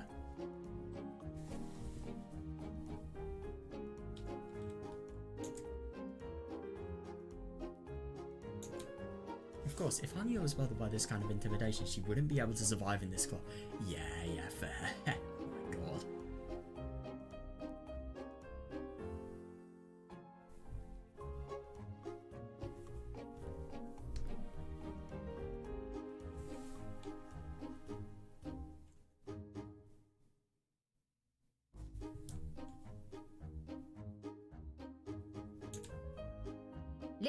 Just like Lena and Satoko said, our club is relentless.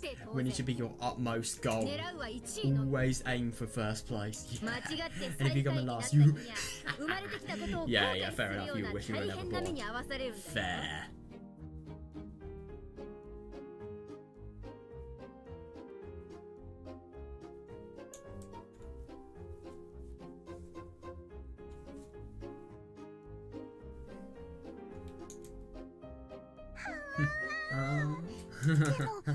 I do my best. The punishment for losing is actually kind of fun too. Yeah, just not if like a slight detail, not if you're the one doing it. I mean, it is fun if you're the one doing it, but it's so embarrassing as well. But if anything, it's probably more fun for you because your image has been the one being ruined, you know? Hanyu-chan, you've been watching the whole time, huh? You've been wanting me to join. Oh, wait, Hanyu-chan, you've been watching the whole time, huh? You've been wanting to join for the longest time, huh? She has been, my god.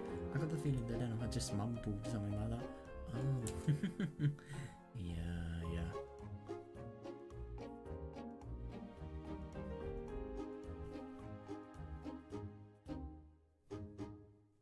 Yeah, she would. Yeah.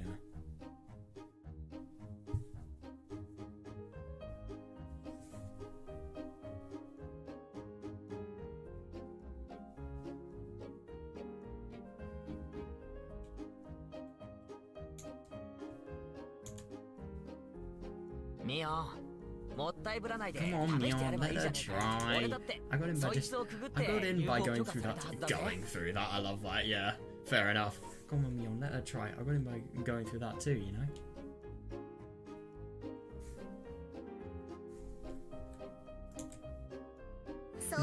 Quite true. Let us see what Hanyu-san is made of. Yeah, definitely.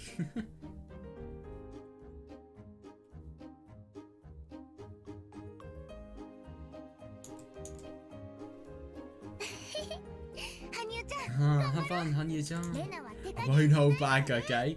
Yeah, this once really, really friendly and sweet girl, yeah, she is definitely gonna show you what she's made of, holy fuck.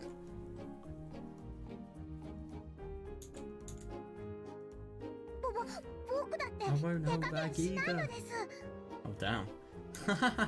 Yeah, she's gonna be good. I've only given my best, 手加減 Hanya. しないのです Hanya's actually gonna be really good, though. I think she's probably gonna know a lot. I mean, she's never actually played. The theory is really difficult, different to practicality, but the thing is, she's watched for God knows how long over all these club members just playing their games. They know the kind of tactics they use.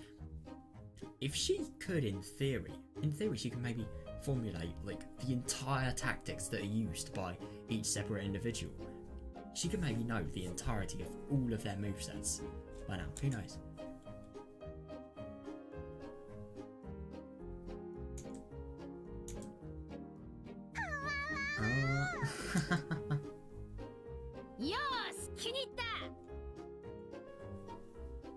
Very well. Huride Hanyu, you're on. You're allowed to take the entrance exam. となりゃ話は変わるね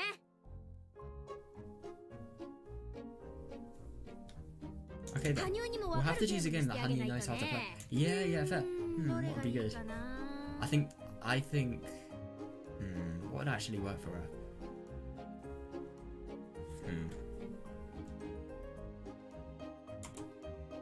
Game of life when. Oh. こいつがいいか What な about this? What is it? Me on through a deck of... Oh no! She is in for a wild ride. Me on through a deck of cards onto the desk. Does this mean...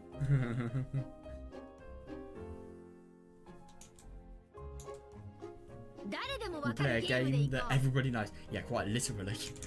How about Old Maid? Oh, right.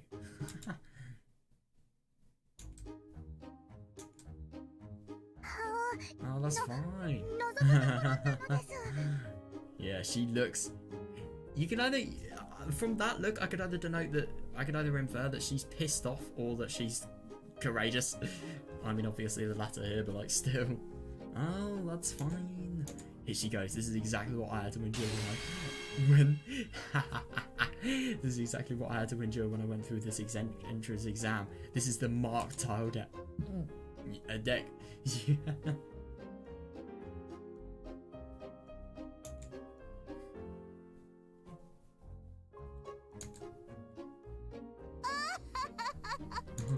This is a very enthusiastic response. Yeah, she doesn't know what... Or maybe she does, who knows. Oh, that's a very enthusiastic response. However...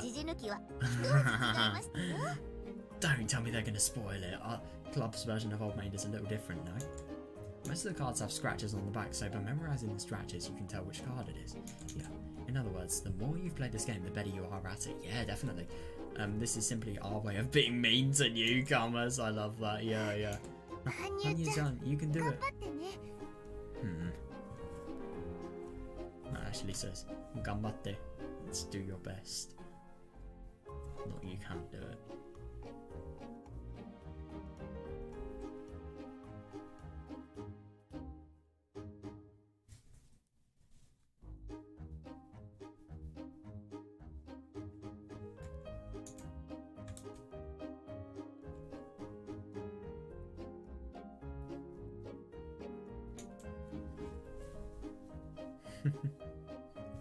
Hanya-chan, you can do it. This is a trial.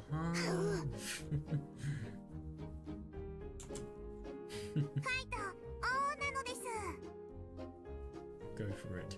Yay. This sure brings back memories. I had to go through this too. Yeah, fair enough.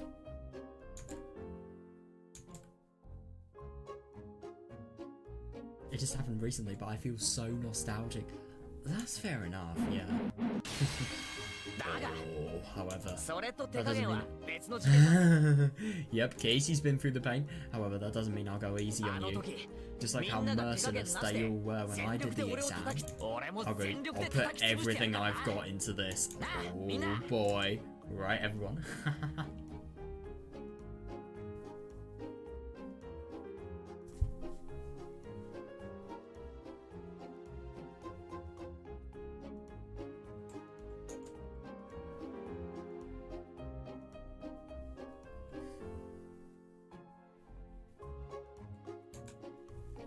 お覚悟なさいませですわ Prepare よ yourself, 羽生さん Hanya-san. Yeah, she needs to. Oh my god. さあさあ Here we go. 部活メンバ If ー you の want 末 to 席を join, 望むなら let's それ see にふさわし what いかを you've 自ら got. 示してみな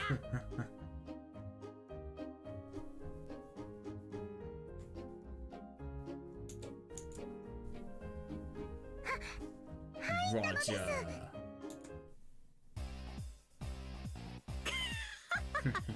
その手札を Oh, 右 you から have 言う them よ right, okay.